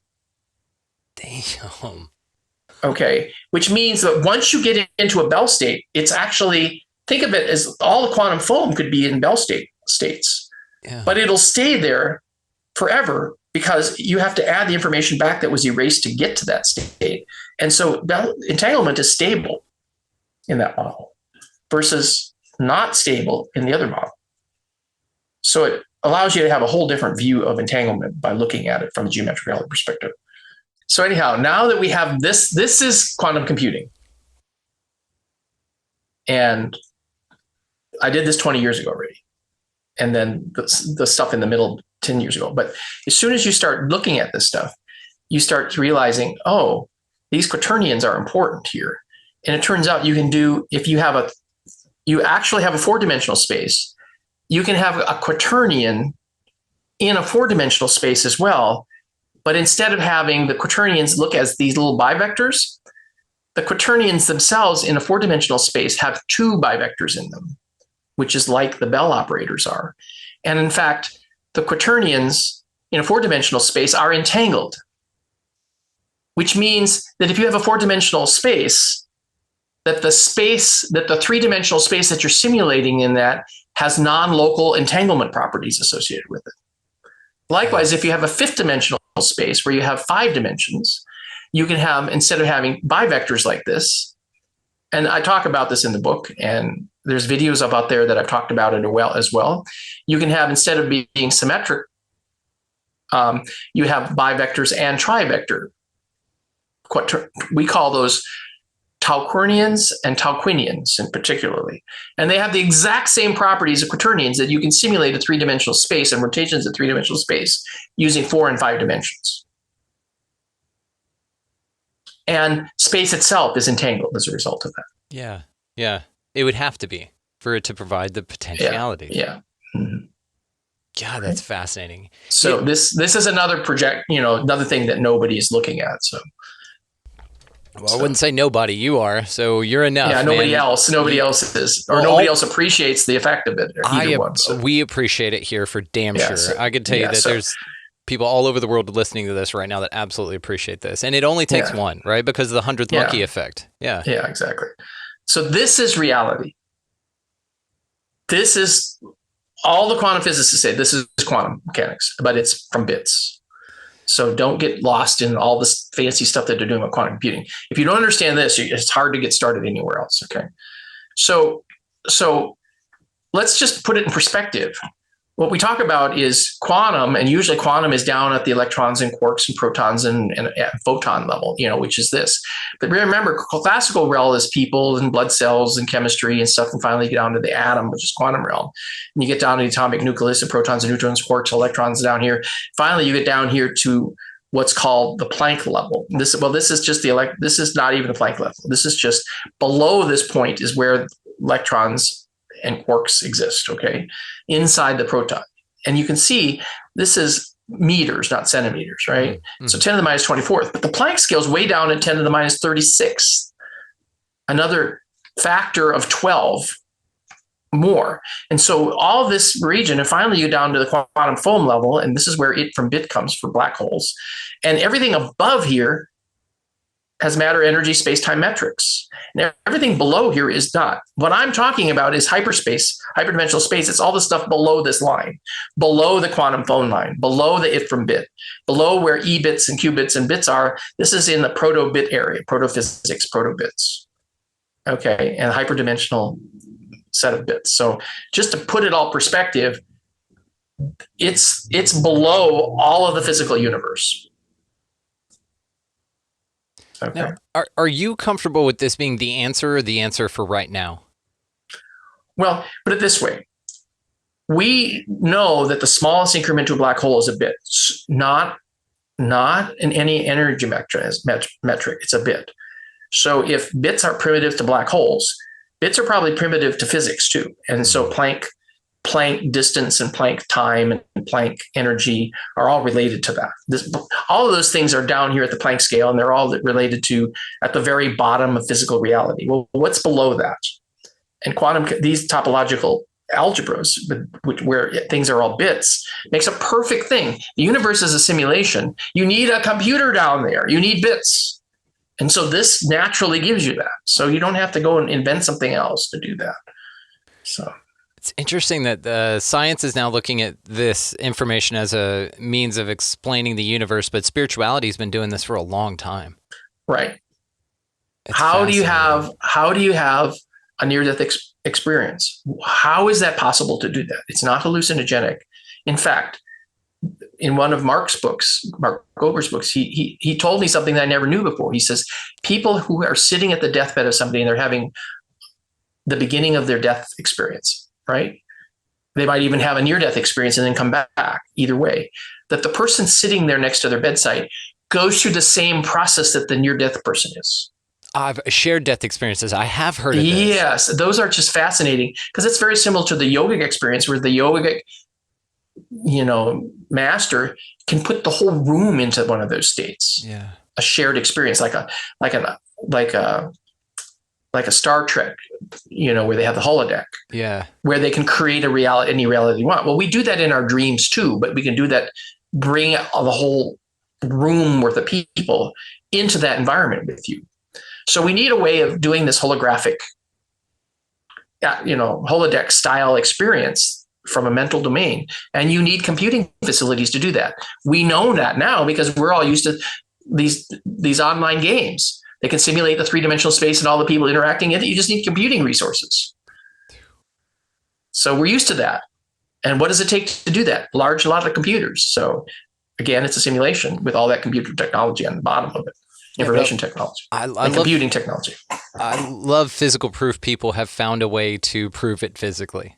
The woo-woo. Yeah. It's so cool to me. This is such an exciting time. It has to be this way or E-bits wouldn't work. Right. Because E-bits are space-like. And if you don't have this, you can't have something that's beyond time, like space-like. You have to have something more primitive than space-time to do this. And that's what E-bits are. And so therefore, if you can build E-bits out of bits, then I'm convinced that it's just so cool. You work back from entropy to a singular, simple point. And that's I've done reductionist theory to the end. literally, because you have found out that bits are the shit. So that makes sense. Yeah, exactly. Damn. Okay.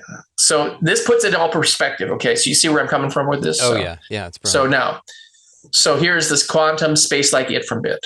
Okay. So here you have that quantum bits out there. Now, every one of those pickup sticks there is its own dimension. And these little arrows show that they're all orthogonal to each other. Right? So you have a million of those. And in that domain, you have bits and qubits. And then finally, you go above that and you have Higgs, the E bits are those other little structured things, topological structured things. These things here, these are E bits. Okay. And you have the Higgs. The Higgs are these things here where it turns out the Higgs boson is an entangled state also. It's a 4-dimensional thing. If you look at the structure of the Higgs, it's a boson that has all the even algebra elements in it, which means it looks like it's the sum of a bunch of entangled states. Wow. Okay. And then thoughts is also the domain in here, because these are dimensional. These thoughts have meaning. So then finally you have space-time, which is the quantum foam. That's my image of the quantum foam. Awesome. And then with that comes the quaternions and the tauquarnians and the tauquinians. So you can have a 3-dimensional space, whether you believe it's on a 3-dimensional the 3D is inside a 3D structure or a 4D structure or a 5D structure. And then it looks like this simulation, and you can get all the standard model from that. And you can get the law of attraction with the vortex, the correlates. So you actually see structures that look like vortexes like this in the computational space. So we're going to talk about that next. Okay. So this is content addressable memory. I got $1 million from the government to study this stuff. And my boss was brilliant in this area. He says, you pick a point in 3-dimensional space, it's easy. And then you pick up another point in 100-dimensional space. It's hard. You say, okay, here's 100-dimensional space, but whether this is 3 dimensions or 100, you still have 2 points. And it's random. Now you pick a second point in that space, and you compute the distance between them in each of those. And you pick a whole many points in each of those spaces, and you compute those distances. So you have a whole cluster of randomly generated points in the space. And what you get is this, that you find the distances, because the randomness cancels each other. The distance measure cancels out the randomness in the dimensions. Right. So you end up getting is a distribution of distances that look like this, with a standard deviation and a peak. But that property is proportional, is related to the number of dimensions you have. So it looks exactly the same thing for 3 dimensions here, or 100 dimensions here. So if you have 2 randomly generated points that are far away from each other, they, on an average, are very clustered from this. And if you normalize this standard deviation with respect to the distance it is, the standard deviation gets smaller and smaller and smaller. So they're all look like this. That if you pick, and you also, if you pick the midpoint of it, you get a standard distance. The square root of n over 6 is this math. That the distance between 2 randomly generated points when you have at least n dimensions of 20, that their square root of n over 6, it looks like a constant. This constant is equivalent to a metric, like the speed of light is in our space, except this is related to the number of dimensions you have. Whoa. And the standard deviation is independent of n. And we prove this algorithmically, but also using a mathematical tool. We can prove this statically as well. You know, this feels like something that aliens or non-human intelligences, perhaps, that navigate these different dimensions, if they're capable of doing such. This seems like the first day of school for them. This is the kind of thing that they would be aware of. This, if you have a hyperdimensional space, no matter what kind it is, it will have this property. But this would and also this is what we got $1 million from the government to go study. Well, it's fascinating because then by proving this as well, this would be kind of your compass. This would be how you would navigate or build a machine to navigate those dimensions. Right. You know how far things are apart and whether that's meaningful or not. Yeah. And this is the basis of meaning. So we drew this little iconic field down here. It says these are the 2 points that are randomly distant. This is the midpoint of the space. And these points here are are what we call the standard distance. And this point to the midpoint here is called the standard radius. And think of it as you normalize everything by the standard radius, and you get 1, 1, square root of 2. So all randomly generated points in a high dimensional space are orthogonal to each other, which is the same thing as our CDMA. Now, how do you know? In fact, all these randomly generated points or corners or anything, because of the properties of hyperdimensional space, are orthogonal to each other. And it doesn't matter. And it doesn't matter. Doesn't matter from which point you start at. Like if you were to go up one time, let's say relative to your position from the 2 points to find the center, and then down the next, they'd be identical. If you took 1,000,000 high dimensional points and then averaged them, you'd get the midpoint of the space. Wow. And then from that dimension, you put the distance between all the other points. You would find that it's the standard distance. This distance is the standard radius, is the square root of n over 12. And it's because it's related to the fact that, and the standard deviation again has no n in it. It's constant. So, I mean, this is hard. Mathematicians, when we show them this, they don't believe it either. Right. Because this is the non-intuitive properties of a hyperdimensional space. Okay. And so this is, again, my superpower is to think about this. But they're only non-intuitive because we're thinking about it from a three-dimensional perspective, right? Absolutely. We have no experience with this. So, wow. So for big N, standard distance and radius are constants. You can think of them as the light year or the speed of light. It's a normalization metric. So you're trying to normalize something, which is what they do in physics all the time. They normalize stuff to get rid of the infinities. Then you can use this as a metric. And this is known as sparse distributed coding. And Numenta is a company that's basically doing the same thing. And and its founder is the Palm Pilot founder. And then he went and did a neural computing company. He says, if you're not using sparse distributed coding techniques in your math, you're not doing AI. And so this is what we were doing AI using this. Okay. And it's related to what we do with spread spectrum. The only difference is not randomly generating code. By the way, why random? Because the neurology of our brain looks like randomly generated points. So this means that all our memories that are separate from each other are far apart. So they don't run into each other. And things that are similar to each other are near each other in the space. And so they look like this. Law of attraction is the meaning, and data bits are this address. I was about to say, this is called content addressable memories. Content addressable memories. And yeah, it makes sense then the way you phrased it, because like attracts like in any dimension. Well, it means that two things that are like it have attributes. Okay. Yep. And those attributes end up, if you were to measure the distance between them, if you had 100 attributes, and by the way, NLP has about 100 attributes for their modalities and submodalities. There's about 100 of them. So if you were to go in and put the submodalities for NLP and put it into a grid, things that are similar to each other would show up near each other, and you can find out what the standard distance, standard radius is for that space. And you can say, if it's less than that, you can say, well, then this is significant. It means something. It has meaning, law of attraction. That's what comes from this. Wow. The science behind it is fascinating, dude. Yeah, and it's totally unintuitive. So yeah, right, because it has to be. Well, it's how do you represent a hyperdimensional space? It's really hard. So, so we're going to switch. So just realize that in the miniature there's quantum. Mm-hmm. But if you apply those techniques over and over and over again, you have thousands of dimensions or millions of dimensions. You now have what we call big vectors, these points in the space. From the midpoint, you can think of it as a vector instead of a point, right? Right. All those vectors look like a big version of quantum computing. In fact, you have an angle between them, and you have phase computing in the neural domain. So you can have light and black are superposition of light and black are gray instead of opposites. Right. In fact, almost any concept that we have in humans are not mutually exclusive. They're orthogonal to each other. There are 2 points in this space, randomly generated points. And we would consider them orthogonal. They're opposites, like bits, but they're not. They're more like a qubit. They have a phase angle between them. And they're still distant, and they can be, and you can correlate it with it. That's why it's called correlations. You can correlate its distance to its meaning. And that's how you do this metric.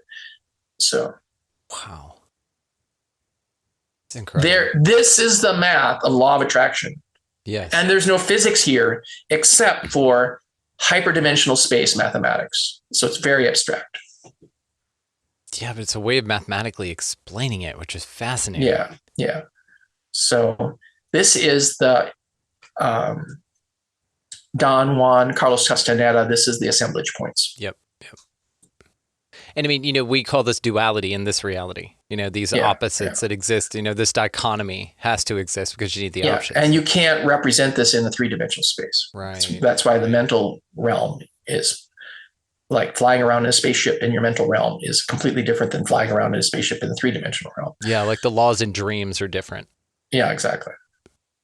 So this is the new slide I created for this. Some of these other slides I've already talked about, but not to this in depth because we have a conversation going on so we could interact about it, which is cool. Yeah. So here, what about then the role of dimensionality to all this? Obviously, if you have a higher dimensional space, so let's get our bearings on this.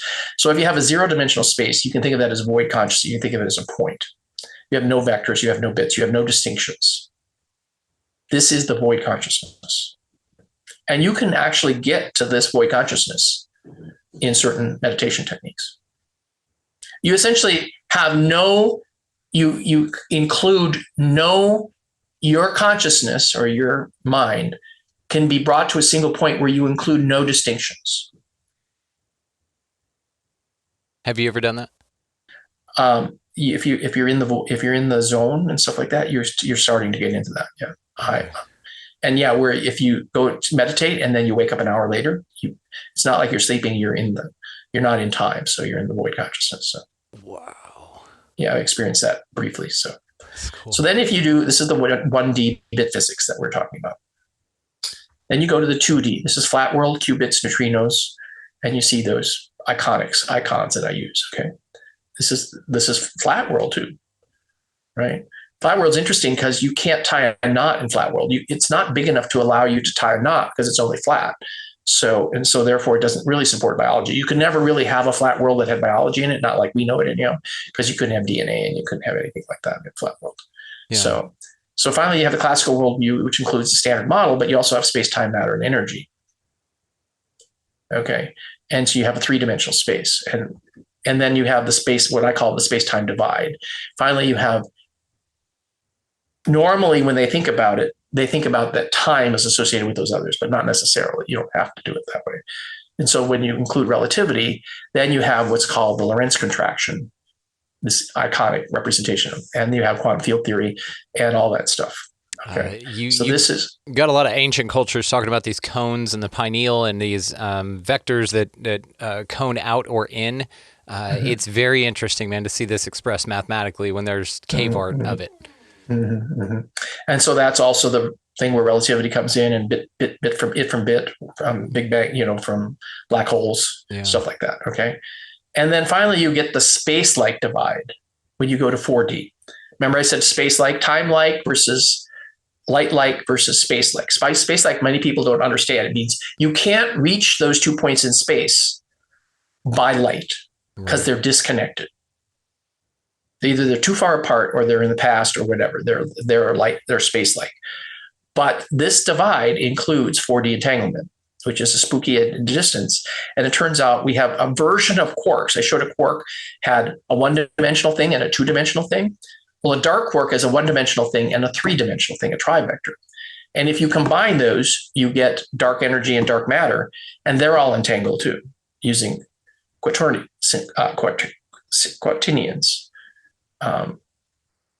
Tauquinians, excuse me. But if you look at the ancient practice of occult chemistry, this is what an Anu looks like. It's a 10-dimensional ball of string that the consciousness says and puts 3 of these together to form a quark. Each one of these is like a quark. And you combine 3 of them to make protons and neutrons. So you can go look for occult chemistry PDF on the web. And there's a free book downloadable that you can, because it's from 100 years ago. And this was really cool stuff. Yeah, it's like a very intricate toroidal field. Yeah. And this is what a 4-dimensional space looks like. Damn. If you're trying to take a 4-dimensional hypercube and rotate it, as you rotate it, it looks like it's doing this. Which looks like 90 angle vector toroidal field. Yeah. again, see how it's embedded in one, how they're stretching. Yes. This is the anisotropic behavior. It's actually, if you were to take a hyperdimensional cube like this and just show it like in our 3 dimension and unstack it, so you would rotate it so that it's like taking the sides of a cube and folding them down, you'd form a cross. Right. If you form what's called the 4-dimensional cube, cross is the hypercube. If you take a hypercube and unfold it, you would end up with a cross that's made up of cubes instead of planes. Right. So this is fascinating. What an awesome image, man. I love that. Yeah. And so then finally you get what I call the information entropy divide. And this is where you get to 5D. But notice that in 5D, you can still do quaternions, excuse me. And so this is the beginning of pure source beings and orbs. And our team can talk to 5th dimensional beings. You could call them, are they aliens? Are they spiritual? How can you tell? But they're giving us spiritual information. And the reason is, the spiritual information is that in their domain, which is 5 dimensions, well, we're going to label as 5 dimensions. It might be more than that, but let's say it's 5 dimensions. It's kind of like it's the first thing above 4 dimension. That our thoughts and negative energy pollutes their space. And so they're trying to help us so that it helps themselves. So they don't want us to be angry and war and polarity and all this stuff. But this is also the domain of orbs. And what we see orbs as is these higher dimensional constructs that are interacting with our physical world, and they show up as a 3-dimensional sphere. Do any 2-dimensional entities interact with our 3-dimensional world? Yeah, those are called neutrinos. Yeah. That's why they don't interact very well. So, yeah, and W and Z bosons are 2-dimensional too. Yeah, this would be like us in the 3D trying to see something in the 4D. Yeah, exactly. Wow. And also when entanglement is, anytime things that's entanglement, it turns out it's most of the entanglement stuff is all even algebra. So that's the stuff we can see. But all the dark matter and dark energy are all odd algebras. They have, instead of 2 and 2 and 2 and 2 bivectors, they have 1 vector and a trivector, 1 vector and a trivector. So they're all odd. So they don't interact with our 2D, our bivector-based material world. But they're necessary. So, well, it just comes out of math. Yeah, because it's dichotomy. You got to have all of it. Yeah, wow. Exactly. So then once you're in this domain, then up, down, and left and right, you get into all the Escher stuff. Yeah.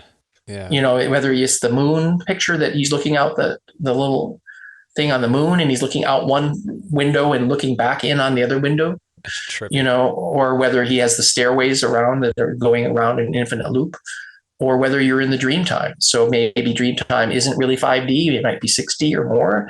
And how many more realms are there, multiverses that have more dimensional spaces that still sort of act like these? When I say these are 3-dimensional, these are really contiguous dimensions, like our 3-dimensional spaces, you know.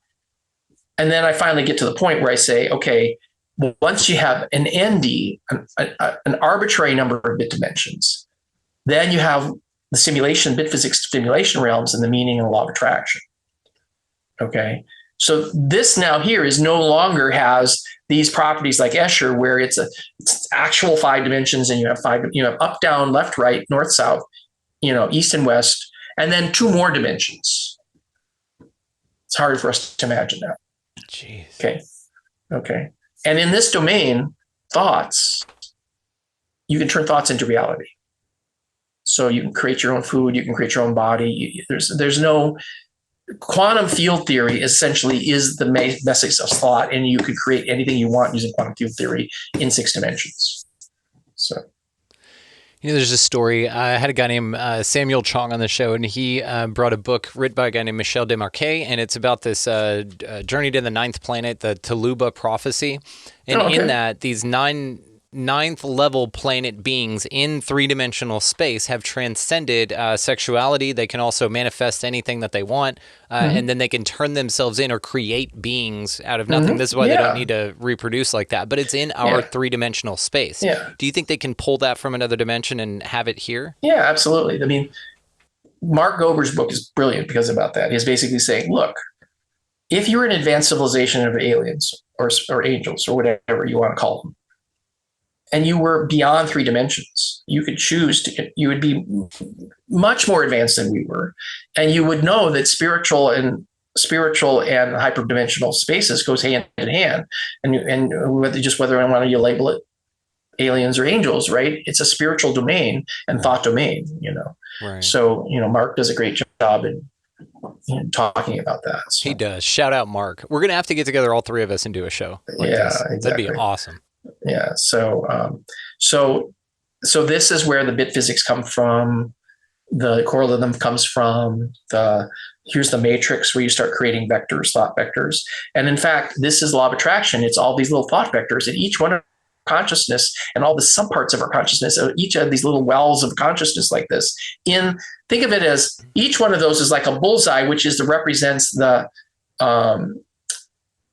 consciousness as a little well in that hyperdimensional space. And so we all interact, but we can kind of like overlap and not lose our identity.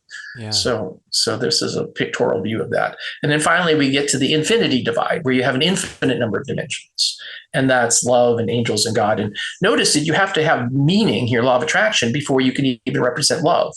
So love is a meaning in this dimensional space. So all emotions are an n-dimensional, require it. And that's not a physical thing. It's not chemical.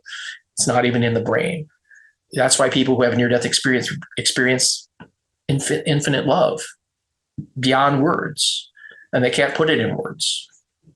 A lot of people expect a certain thing when talking to a quantum computing PhD, but with you, it's very interesting, because what I like about this is that you've done the work enough to get to a point to where in your slide presentation, we're talking about love, angels, meaning, Merkaba's, and bit physics, bit physics, law of attraction. I mean, this is where the data has led you, which is fascinating to me, man, that you get to this point to where you start explaining some of the things that we love talking about here on the show. Yeah. And now you know why the word consciousness doesn't do any of this justice. Right. Because you can't be discriminate. You can't talk about it in a concrete way like this is. It's too limiting. Yeah. So then the last thing is, now since you have hyperspace, you also have hypertime, because space and time are related. So the way to get in the zone, to get out of it, essentially everybody, if they close their eyes and say, show me how big now is, close your eyes. Your hands will go to a certain size right between you. And if you do that, you'll find out that you think your current time, you think of it as a distance, right? And it's the size of your bubble, right? Well, you can grow the size of this bubble so it doesn't fit in your brain anymore. And this is what we do when we sleep. So we change the brain frequency actually goes down, which is not, most people think to be smarter, we should go faster, but you get to Planck's length. Planck's length and Planck's frequency is a limit to that. Getting faster is not smarter, and it's not concurrent anymore. So by going slower, now everything in this time, in the same time zone, like this is one frequency of mind, one state. There's no frequency here. This is one state. It's like a string theory quantum wave. Everything in this time is considered simultaneous. So this is quantum computing with maximum concurrency, where everything in this here is concurrency that you can do in this time frame and then followed by another time frame. But if you can do maximum concurrency, you're stepping out of space by stepping out of time. Kind of, they go hand in hand. So this is a pictorial representation of how to do that. Higher frequency means higher energy. You don't want that. But also lower noise. You want longer wavelength leads to more unity. And so slowing your thoughts, you step out of space-time, and that's transcendence. So, and there's no matter, energy, space, time in that either. It's pure hyperdimensional time and hyperspace. And the only time that's in there is change. But if you're in your own time, you can have a dream that's an epic dream that you imagine you lived a whole life, and it all happens in a couple of hours worth of dream time, physical time. And it's because your time, perceived time, is related to a change in the rate of change of thoughts that you have, and that's independent of the physical clock universe. So time is not a thing. And Carlos Castaneda does that too. He switches his frequency, and he lives in a universe that time is running at a different rate than us. So. Yes. Well, you can do this here, because time is incredibly subjective. I've talked about this quite a bit. Is that, you know, when you go to work, 8 hours will seem like a week or something. It seems like forever. But on the weekend, time flies by because of the state or the vibration or the energy level you're operating and perceiving your reality at. Yeah, exactly. So just be aware that this is the zone. Getting in the zone is you stepping out of time, and you don't experience time. In fact, an NLP guy, Richard Bandler, he specifically contracts with people to consult with them. And one of his contractors was this guy who was having a batting slump. And the guy says, well, how much do I owe you? I'm going to pay you. How much is it going to be? He says, let's see what happens first. But basically, I'm going to expect you to pay me a percentage of the increase in your contract that you're going to get from the baseball team. Mm. Okay. So he showed this guy a technique for warping time and warping space to hit the ball. As the ball came in, he warped the perspective of time. So the ball looked like it was going real slow and got a little bit bigger so he couldn't miss it. And Bandler completely freaked out this professional pitcher who was there to help them, because he hit everything the guy threw at him. And he was an amateur baseball player because he could warp. So he taught this guy how to do it. And Bandler's, like, the guy got $20 million more. So Bandler's fee for this thing was $2 million or something like that. Wow. Which makes sense of why they would want to hide this information from us, because it empowers us. So there's like a contrived idea here to suppress this. So Bandler talks about this in some of his books. So that's why I can talk about it. Yeah. So it's not like it's trade secret NLP lore, hush, hush, don't talk about it. Right. But it's all about, and in fact, gravity is related to time. Gravity points in the direction that time is slower, and it's related. Okay. So if you can warp time, you're warping gravity. No wonder people have, float above gravity. They float when they're in these Zen states, these hopping and that kind of stuff, because they're outside of time. So they're outside of gravity too. So yeah, and this makes me think of, that's what the ancients were doing when they built like the pyramids, for instance, is they basically stepped into a dimension where they could build it, and then where gravity wasn't a thing, or they altered their vibration here, or even the consciousness. Or they were of advanced beings and they could naturally do this with their mind anyhow. So that's an option. They weren't really the Egyptians. Yeah, that's absolutely an option. Then you have people like Edley Scallion, who built Coral Castle out there in Florida, and he said that he knew the secret to the pyramids based on this, and it was about sound and frequency, turning gravity off, and it may be done in a different place, basically. Yeah, exactly. Mm-hmm. Wow. People say that's what Tesla was working on. Yeah. We'll never know because the government scooped it all up. So you tied in with this source science stuff to Tesla. Yeah. So you end up with quantum randomness as the bottom. This is like one of the last couple slides here. Okay. So, and then you end up having the quantum foam like this. And then you have what we call, this is the new company I'm working with. Essentially, we're working with a brilliant scientist. I would call him a mad scientist. And he figured out how to talk to his spirit guides to give us this technology. And you would say those spirit guides are fifth dimensional. Who could say for sure, but they gave him this technology. Basically, it takes this randomness and turns it into coherence. So the name of our company is called Coherent Spaces. And we built this WISH unit, World Integrity Space Harmonized. We like the acronym, so we came up with the name. But the name is descriptive of what we're doing. And we're producing these coherent waves. And so it represents, it's the sign of quantum resonance that makes spaces more coherent and ordered, which supports thoughts being more ordered too. And so this is what we're doing. And these thoughts that look like random quantum foam now look like high dimensional crystals. These are Julia sets, which are fractal patterns. But imagine a high dimensional version of a fractal pattern, or high dimensional version of a snowflake. Okay. Yeah. So when people look at this, you could think of it as an orb, but you could also think of it as a crystal and snowflake and crystal. And so it's order. It's ordered. It's more ordered than randomness would be. And so that's what this thing is doing. And it's using special technology to do this. So you turn on. So right now I have one of these here, if you can see it. Yeah. And it's got a blue light on it. And I've had it on during this whole talk. So if anybody was wondering why they're attracted to this talk, it's because I've had this on the whole time. And what's going on with this talk? It's because of this. And it's even the logo is energized. It represents what we're doing, the science of what we're doing. So all I have to do is go to our website, coherentspaces.com, and print out the logo. And it's a for free broadcast technology that we're giving to get people interested in this.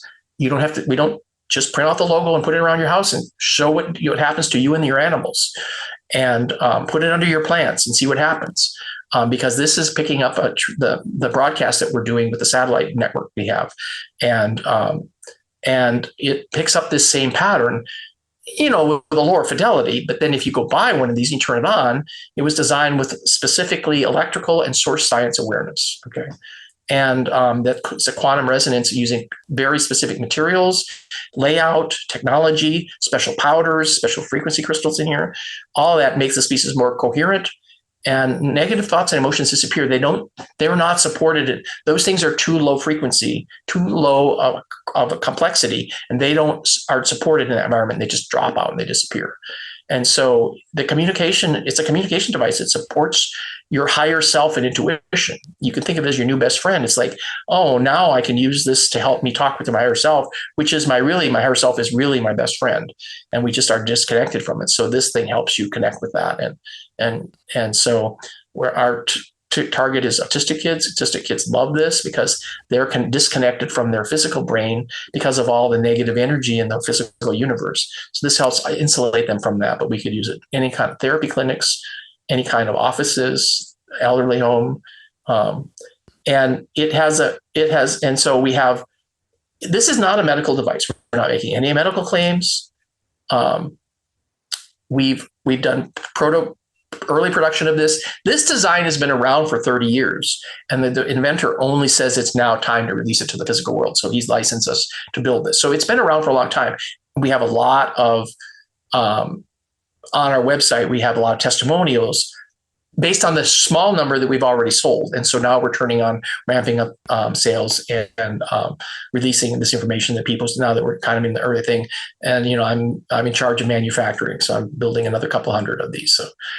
So it's pretty cool. And even the stand is our logo. So it helps you support it. And it produces this like funnel, this funnel fountain of energy in your room. And it supports a house of, 2,000 to 3,000 square feet. And you can kind of connect with this device. So it becomes your personal device. And so it helps you communicate with your higher self. So Einstein said there's two ways to live your life. One is as though nothing is a miracle, and the other is though everything is a miracle.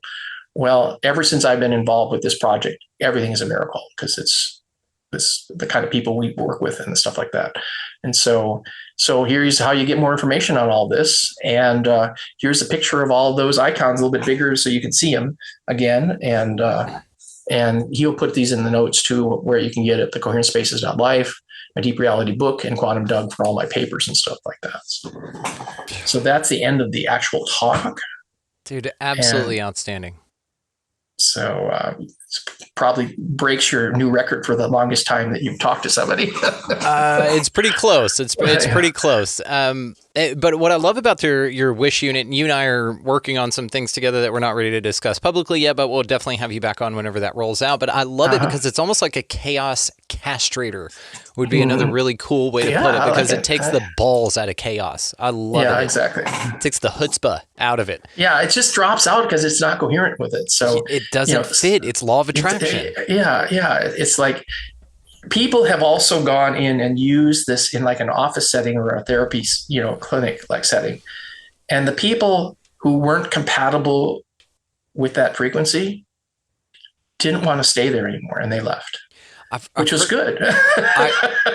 I had it's good for all involved because it raised the energy of the whole place, So. Exactly. I had a young lady, Kiera Liferidge, on, and she was telling me about how whenever she has a party and she'll have people come over, she basically does something similar to this, not as deep. It's more woo-woo, it's more sagey and stuff like that. But basically setting the intention that vibration will be the only one there.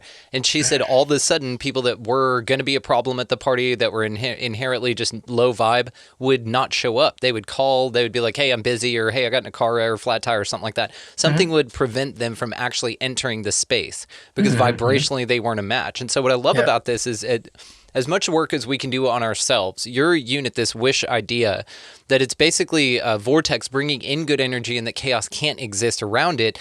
That's a way of ensuring your space and giving yourself we want to talk about it as coherence rather than energy. Right. Because energy assumes like it's a battery, it's electrical shock. It's not any of those things. It's a quantum ordered at the informational quantum level. So, and you say, Doug, how can you even measure that? Well, our team can see it. So we can see the effect of it. And so other people can too, other spiritual beings, people who are have clairvoyance. But my point is, I'm just making sure that you and I are using the best language we can. And I know you're taking that to heart, and I know you do that pretty well already anyhow. I try to not use the word energy at all.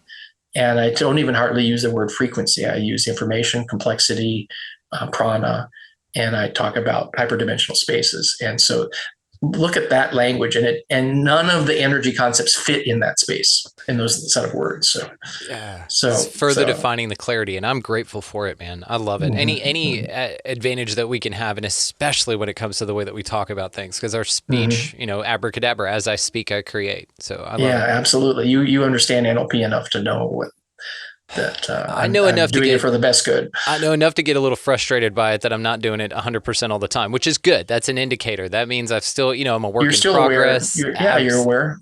Absolutely. We'll take it, man. Yeah. It's absolutely fascinating, dude. So anyhow, here's my work over the last 25 years.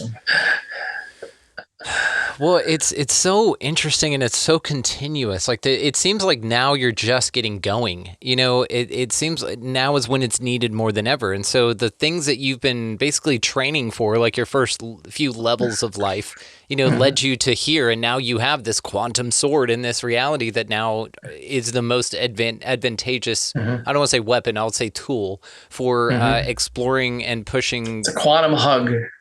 Quantum hug. Quantum hug, Doug.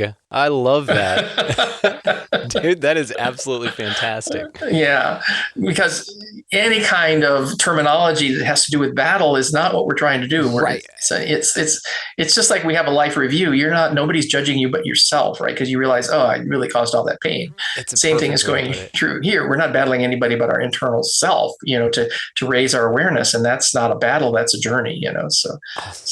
Love the clarification. And it's so necessary, because I'm not a fan of the spiritual war and prison planning and stuff like that. I'm like, it's a way to look at it. It's not a way I choose to look at it, which has a lot to do with the way that I perceive my reality, right? It's a choice in which you wish to color these experiences. Yeah. Absolutely fascinating, brother. Well, yes, because this has been almost 2.5 hours, we're going to wrap it, but this has been incredible. You have an infinite number of shows to do here, because we have so many more things to talk about. And again, you and I have several amazing things that we're looking forward to that we're not ready to announce yet, but guys, look forward to that.